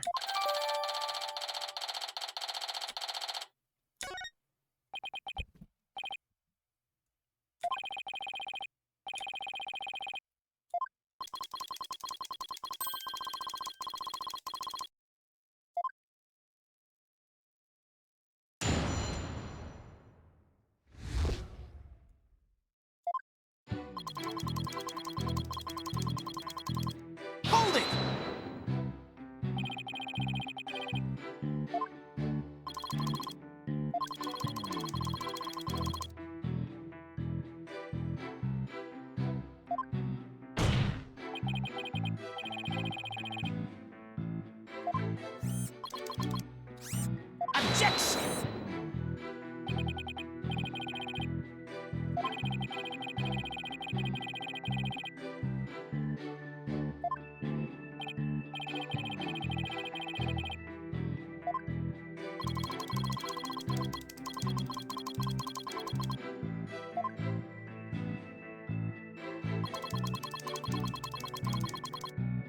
Hold it!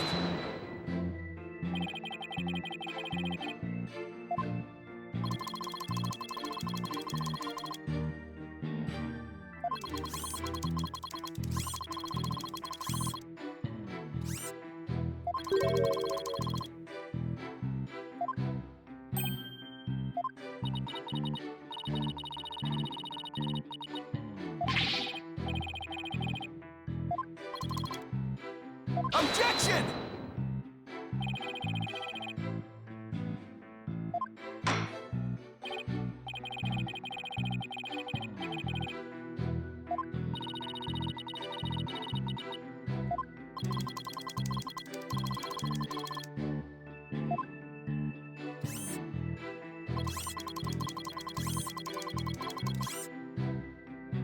Hold it!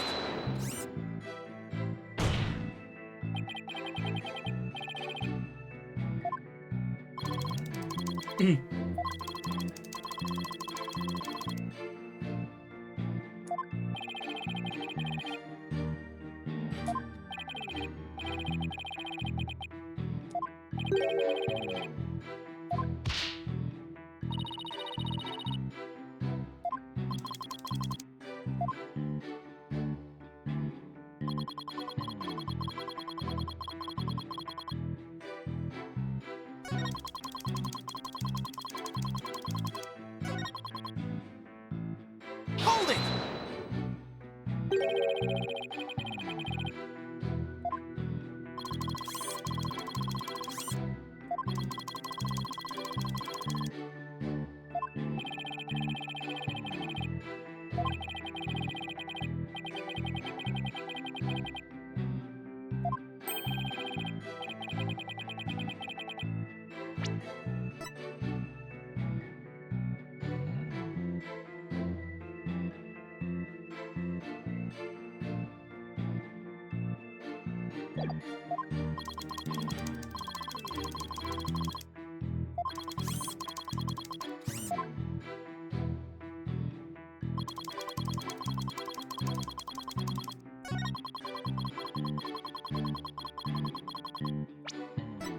Objection!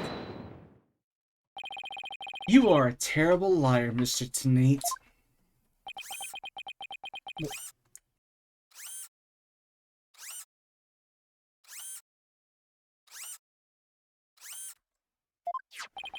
Take a look at this autopsy, specifically the part about Detective Arm's head injury.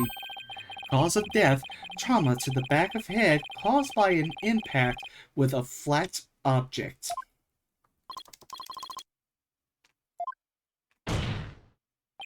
Now take a good look at the bloody piece of rubble.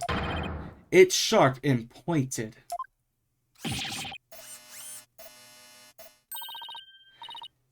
Hey, you're right, boss. It is pointy. Just like your hair.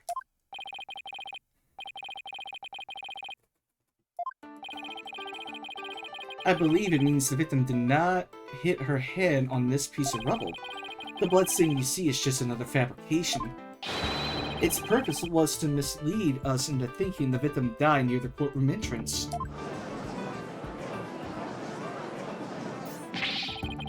Are you claiming the culprit moved the victim's body? That's exactly what I'm claiming. The victim hit her head on some other location. Now, I'll be right back before I continue.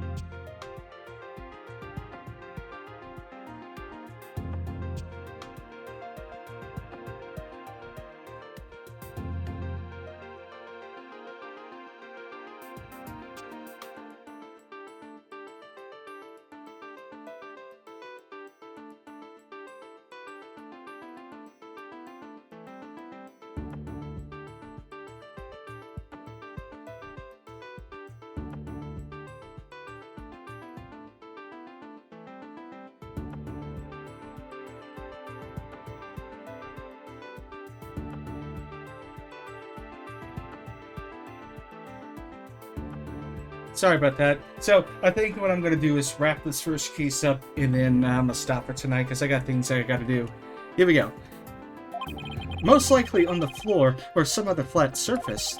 And this location was somewhere near where the bloody writing was found. In that case, she definitely could have written a message. Your Honor? Okay, here we go.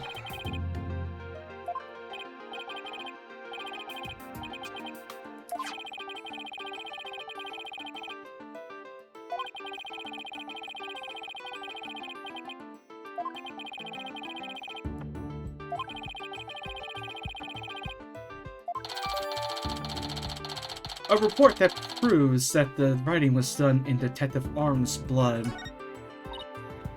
Yes, you did it. You were right, boss. Now I have to drive it home. I'll have to take a good look at the bloody writing analysis later. Let's actually take a look now. DNA analysis definitively proves that the blood of the writing to be that of the victim, Candace Arm, age 27.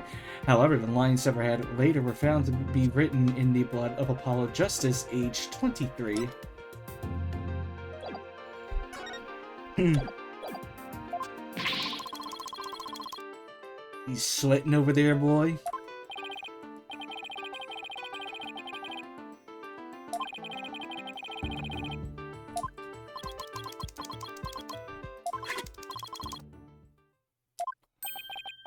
You will?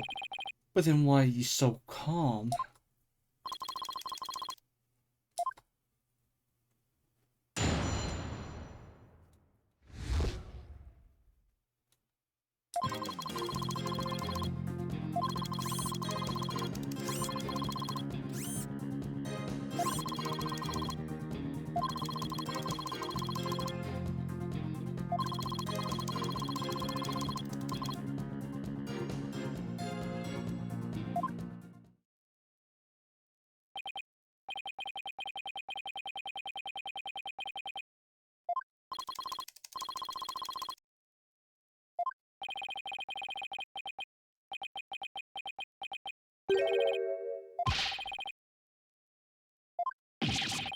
Glad to see you finally crossed that finish line, Your Honor.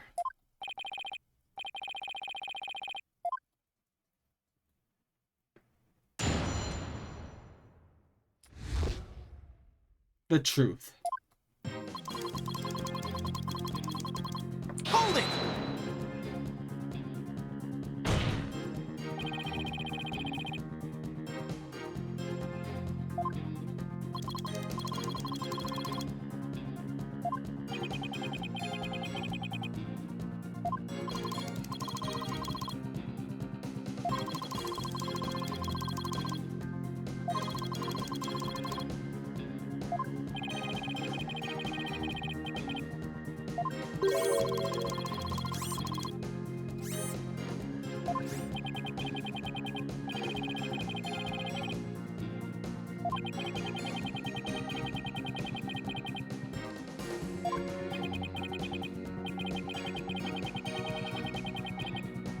Mahogany and was custom made as well.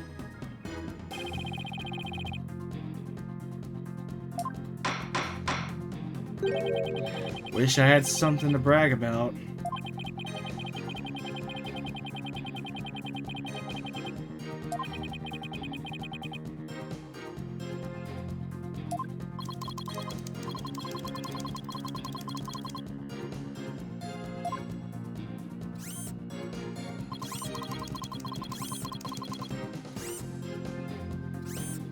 Hold it!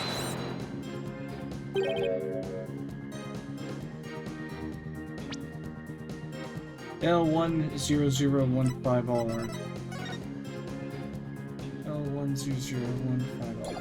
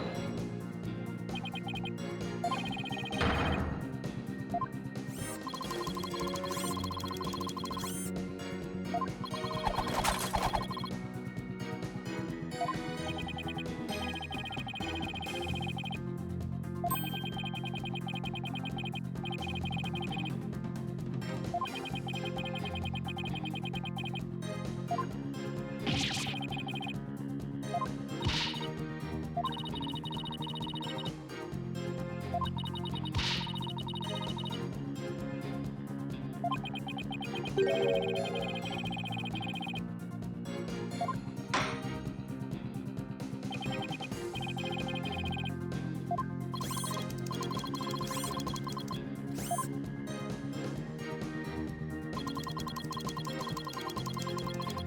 Holding!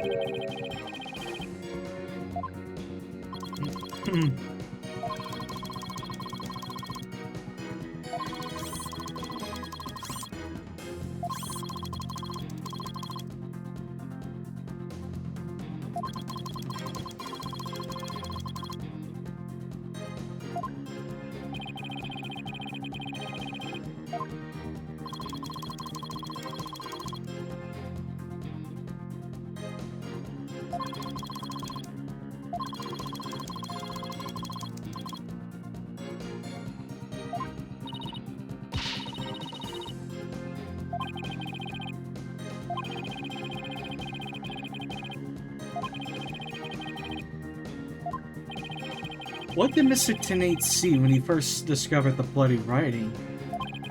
There has to be a contradiction hidden in his testimony somewhere.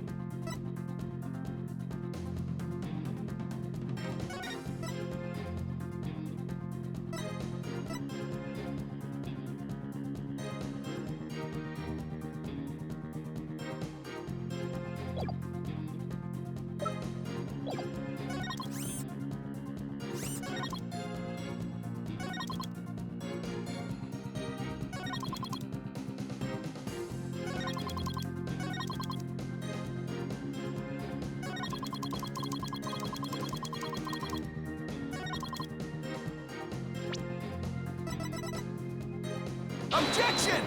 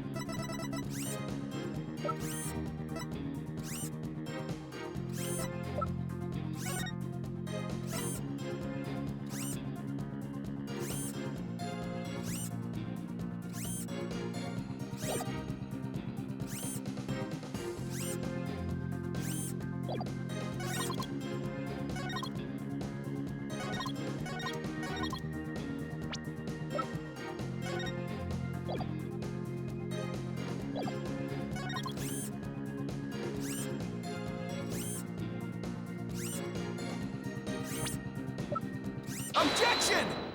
Stop. I just want to make doubly sure that L10015R is really what you saw written in blood. But that's odd, because that's not what I see. Objection!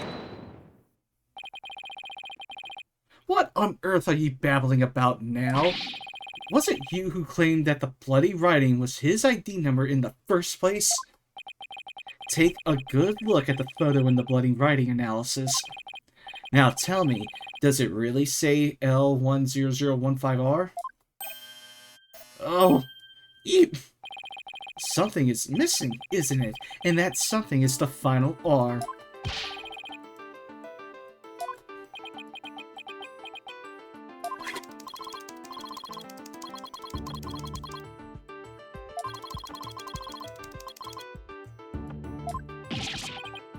Come back, my beautiful contradiction.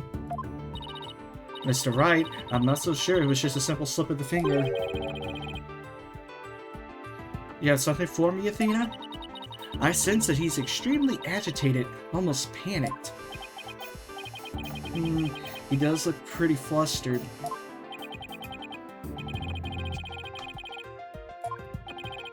I don't know.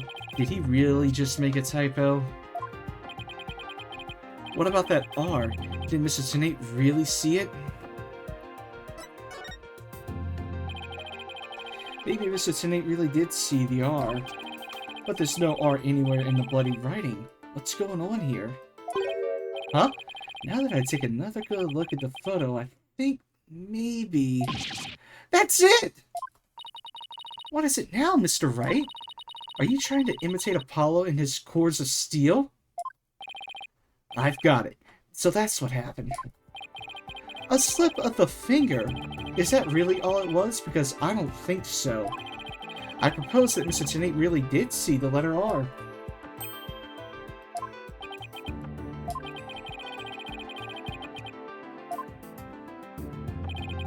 No, Your Honor. Actually, just the opposite is true.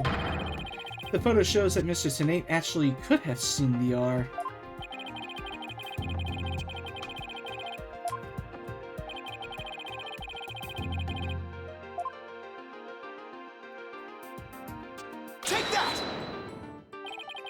Please look here to the right of the 5. Do you see a little bit of red?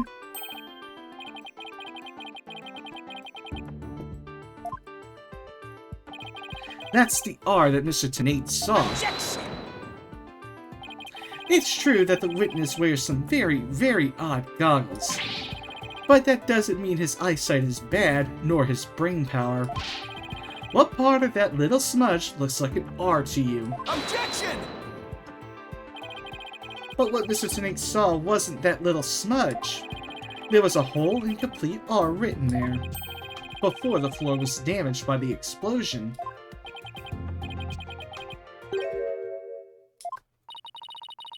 Here to explain what you mean? Because you just proposed that everything happened in the exact opposite order. Yep, because that's the way it really went down. The timing of when the R was written turns everything about this case around. Now then, if the floor was damaged by the explosion, when was the message written?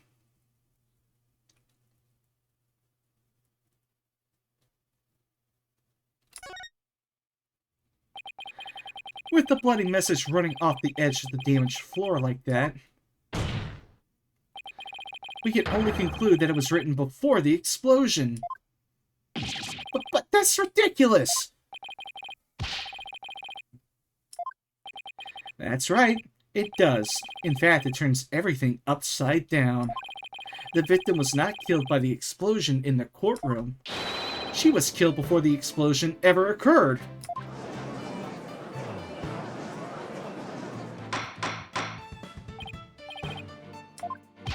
What kind of preposterous claim is that? Have you forgotten that the victim's bloody body was found at the scene of the explosion? Objection! Okay, I need to do better with reading on the fly. True, but consider this scenario. She was hit on the head and killed before the explosion, or even before the trial began. Her body was subsequently placed in the courtroom ruins after the bombing occurred. That way, it could be made to look like she was a victim of the blast. What?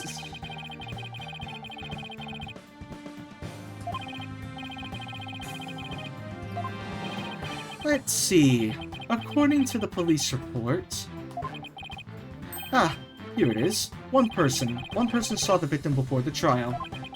And that person was... Destinies. Wait, what?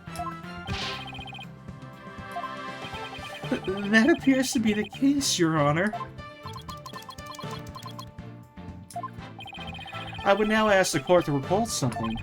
Specifically, Mr. Tennant's words from yesterday.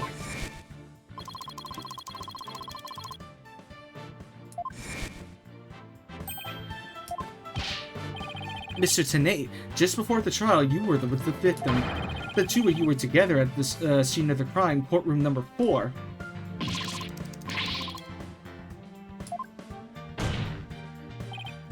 Your Honor, the defense requests new testimony from Mr. Tennant. We wish to hear what he has to say about his whereabouts just before the trial.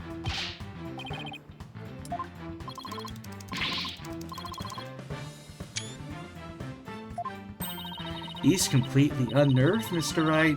You must have hit the nail on the head.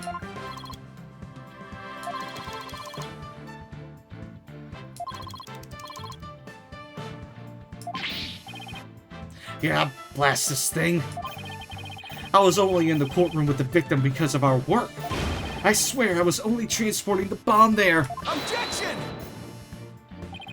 You and the victim were alone together at the scene of the crime.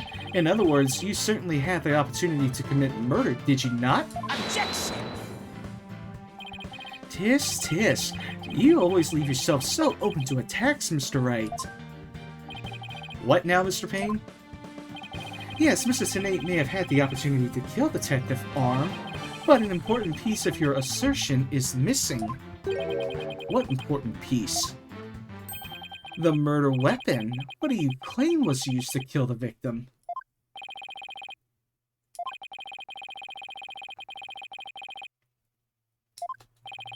Well, Mr. Tennant? Oh, yes. That's right. I didn't have any sort of thing that could be used as the murder weapon on me. I couldn't possibly have killed Detective Arm. Did he really have nothing he could use as a murder weapon? What is it, Athena? Just looking over the victim's autopsy report, I'm hoping there's something in there that could point us in the right direction. Well, it does say that she died from trauma to the back of the head with a flat object. Yeah, and to inflict that specific kind of injury, all you would need is a flat surface, right? A heavy, blunt object with a flat surface could definitely be our murder weapon. Well, Mr. Wright, can you indicate for the court what was used to kill Detective Arm? I believe I can. Believe being the key word here. You can? Then please do so now. What did Mr. Tennant have that could have been used as the murder weapon? Take that! Mr. Tennant, you say you didn't have anything that could be used as a weapon? But in fact, you had the perfect thing. What? What the devil are you talking about? You had this. That's the bomb. I thought you were trying to prove that the victim wasn't killed by the bomb blast. The bomb blast? No, but I believe Candace Arm was killed with this bomb. Because this is the blunt object that delivered the fatal blow to her head. Please recall the description of Detective Arm's head wound. Trauma to the back of head caused by impact with a flat object. We assume this injury was sustained when her head hit the floor. But a blow from any flat side of this bomb would produce the exact same wound pattern.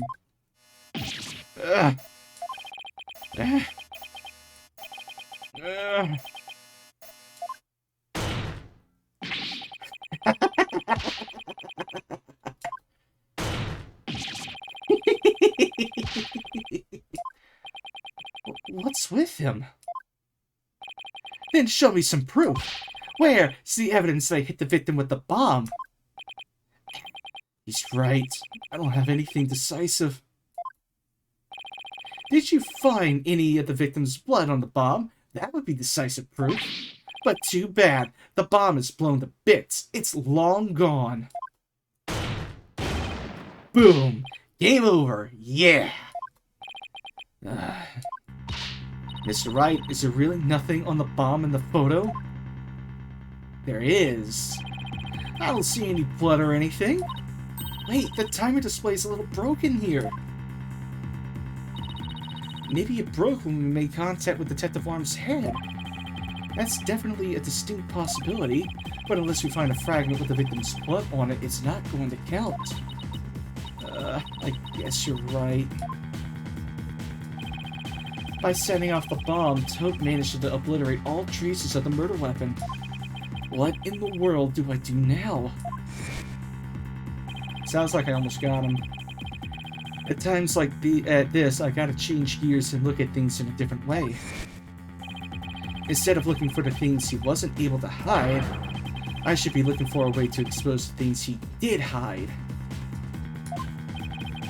Destinies murdered Detective Arm before the trial started. Then he placed her body in the courtroom after the bomb went off, which means there was something he needed to keep hidden until then. And I think I have just the thing. Time to present the photo that shows exactly what Mr. Tenate had to hide.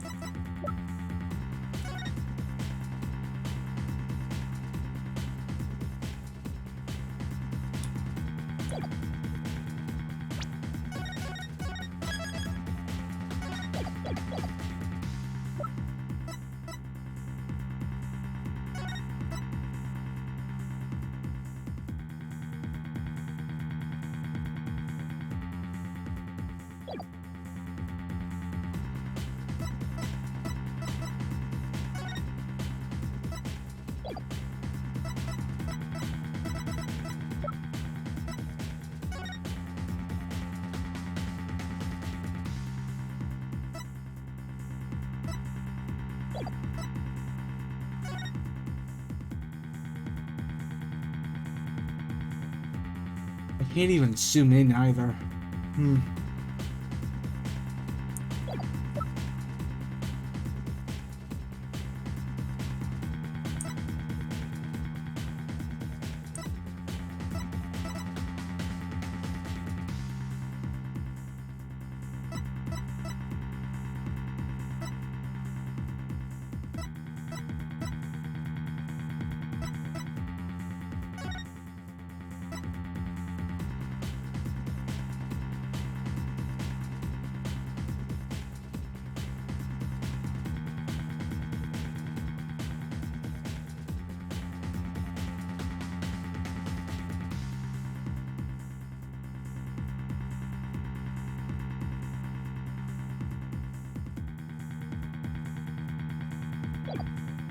Take that!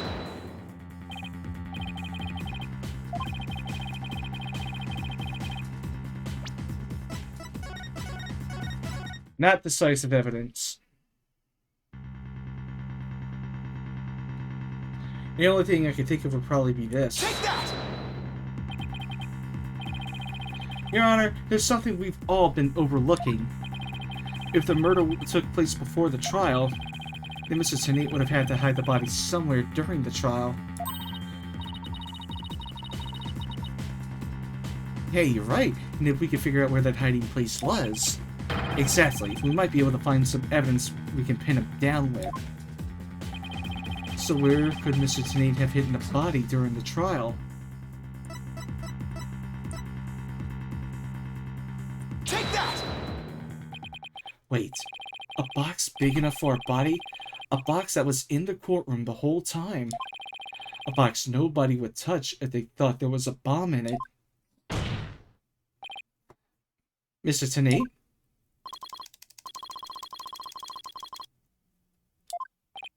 No, you're the one who's going to show it to me. You heard me. Now show me what's inside that bomb transport case. What? Why? No! There's no need! I've got him now. Just before the trial, you killed the victim with a blunt object, and then you placed her body in the ruins of the courtroom after the bomb went off. Clearly, you were trying to make it look like she died in the explosion. But where was the body hidden during that trial? The answer is right here. Inside a box made of thick alloy plating that can withstand any impact. No, that's completely false. If it's false, you should have no objections to showing us your transport case. So, let's open it up and take a look inside, shall we?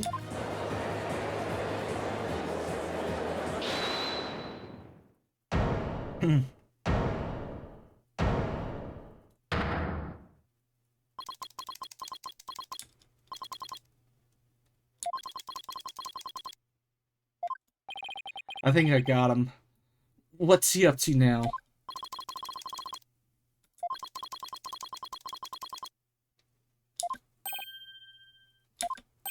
Huh?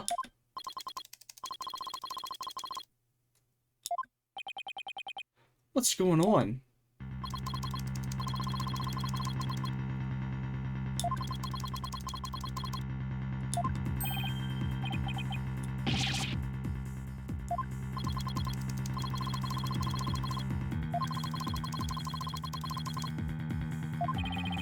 But Mr. Tenate, didn't you say that's just a training model? A fake to practice on?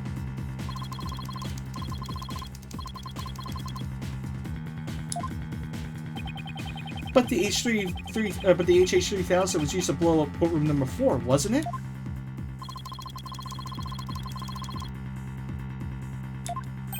Huh?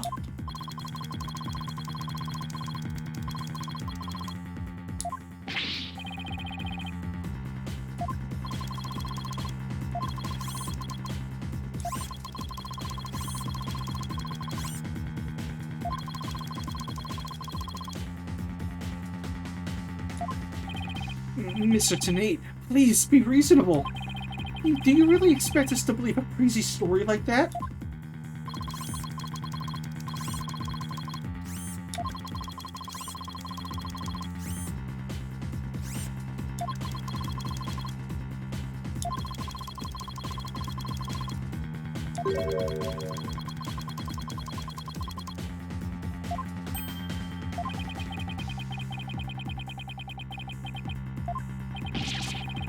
Well, there really is a possibility that the bomb was switched out.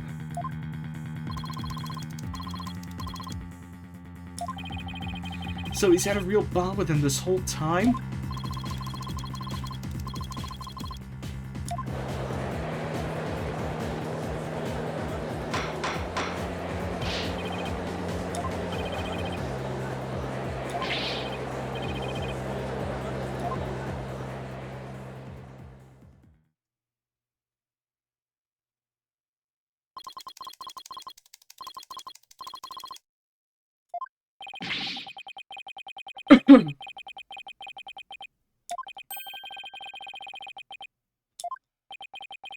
The judge looked like he's about to book it for the nearest exit any second. As for Mr. Payne... that is... And he's off. Mr. Wright, what do we do? I'd be pretty pathetic to run now, wouldn't it? But the bomb might really go off.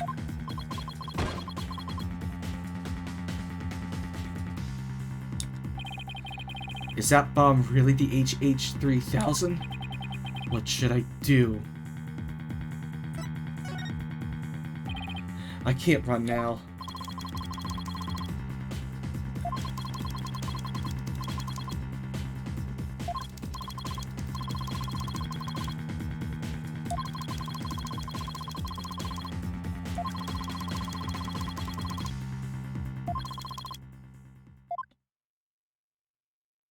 Hold it! You are not going anywhere, Tenate. Your Honor, there is no reason to be afraid. That bomb is a fake.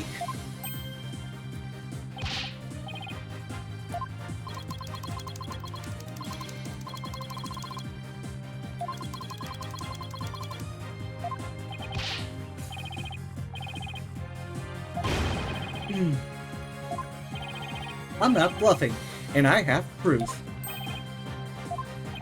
Yes, of course, Your Honor. It's right here in the photo of the bomb, clear as day.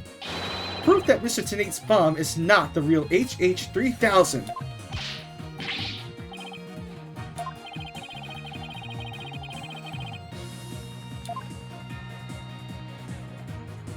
Take that!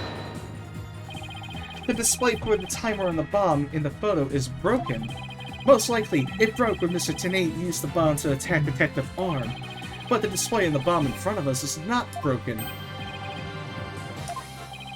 Therefore, this is not the real HH-3000. Mr. Tenate was clearly lying when he said that he switched out the bomb in the stuffed animal.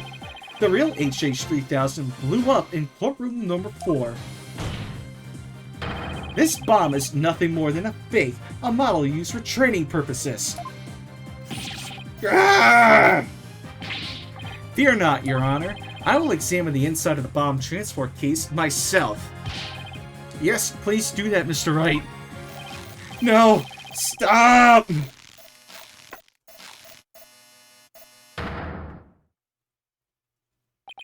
What is that? Is that a blood stain? Just as I expected. Your lies have all been blown to bits, Mr. Tenate. I'm confident DNA analysis on this bloodstain will confirm that it's Detective Arm's blood, and that those results will conclusively prove that you murdered her.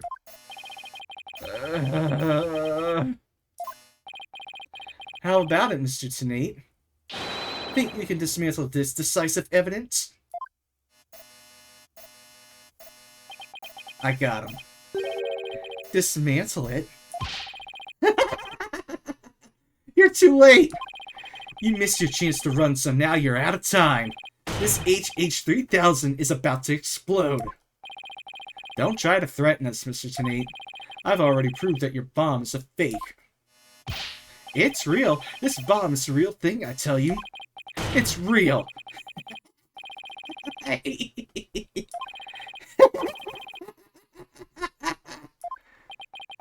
Mad Bomber Party of One. There's no time left. It's going to blow. I have to disarm it. I have to take it apart. I can dismantle anything. I can take apart evidence. I can take apart bombs. I can dismantle it all. Dismantle, dismantle, dismantle, dismantle, dismantle, dismantle. I'm not gonna make it. Only one thing left to do. Stop. Oh, man.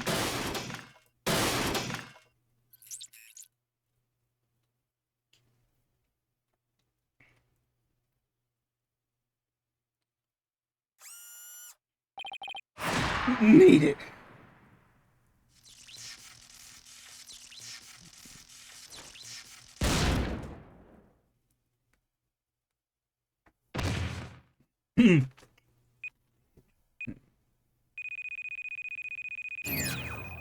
Game over.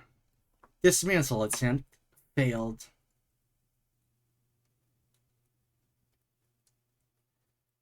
That was an explosive case. It's all over. My life has been blown to pieces. It's all that stupid woman's fault. I was selling the bombs I disarmed on the black market. When I tried to take this one, she just had to notice, didn't she? She confronted me in courtroom number 4 that day. That's why. That's why I had no choice. Before I knew what I was doing, I hit her. It's all her fault. While I was looking for a place to hide her body, she left a message in her own blood. The trial was about to start, so I didn't have time to clean it up.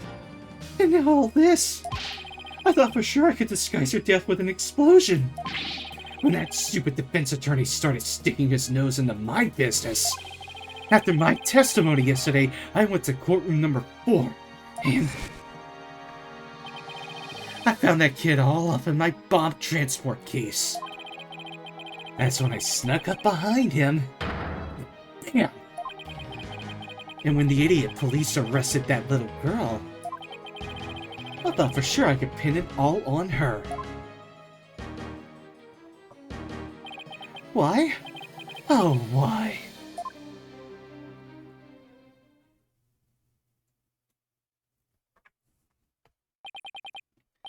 Detonate, you are hereby under arrest on suspicion of the courtroom bombing and the assault on Mr. Justice. Your innocence or guilt will be determined at a later trial. Now then, I see that members of the public have returned to the gallery. One person, however, seems to still be running far, far away. Be that as it may, I will now announce Miss Juniper Woods' verdict. Not guilty.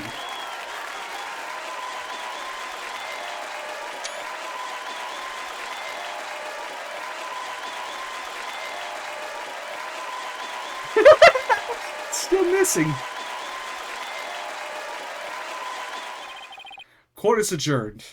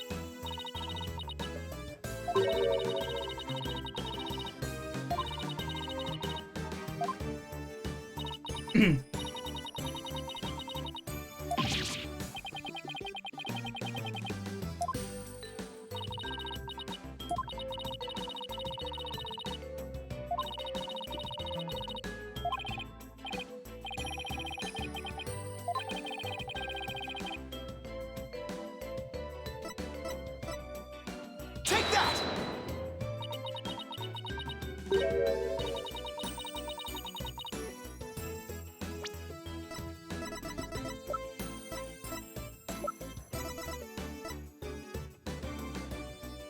Oh, the missing remote switch. Whoops.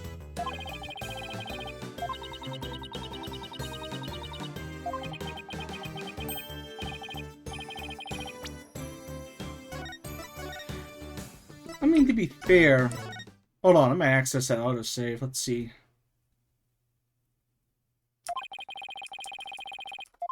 I'm gonna go back to it. Hold on.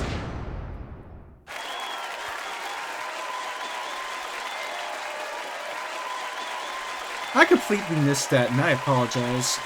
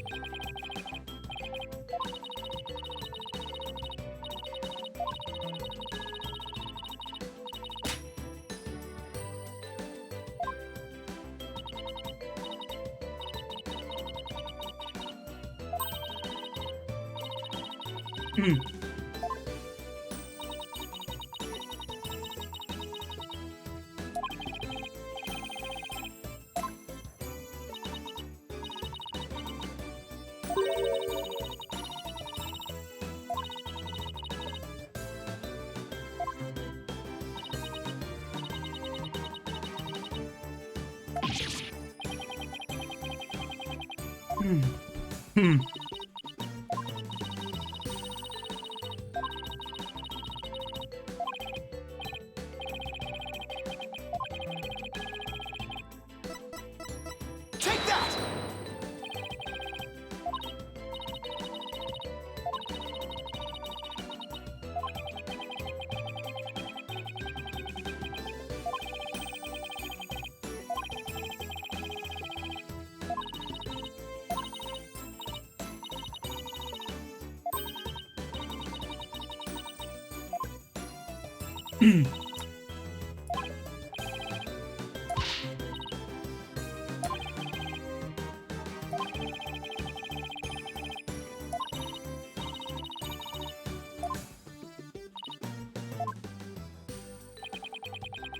And so the courtroom bombing case came to a close, but the next trial was just over the horizon.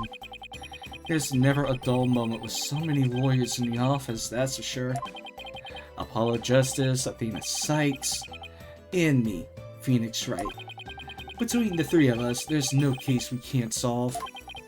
When our powers combine, we're an unstoppable team. At least, that's what I believed.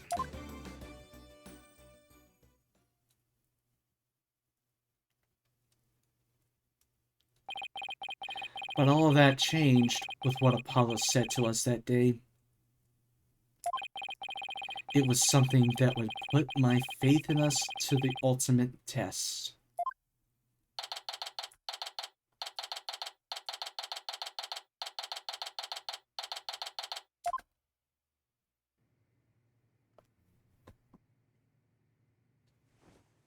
Sorry, but I'll be taking a leave of absence.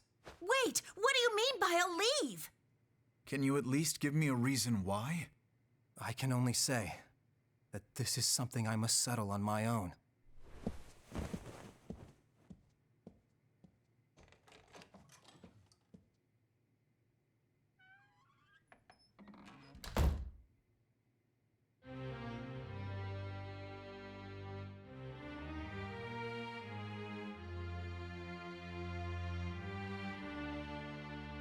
Oh, why, Apollo? Why are you shutting us out?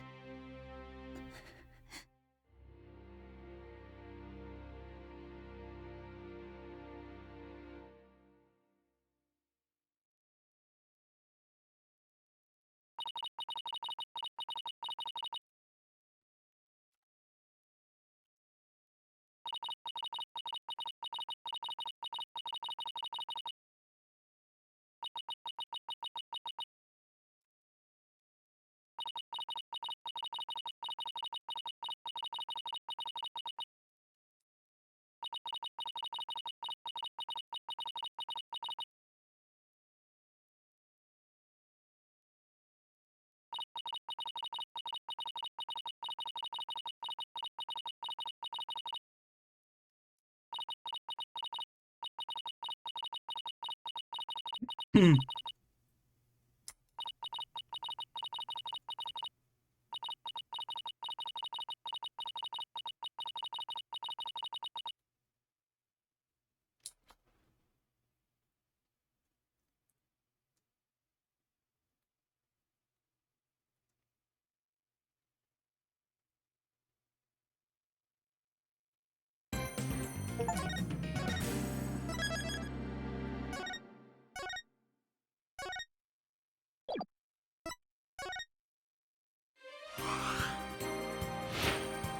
Unfortunately, that is all the time that I have for.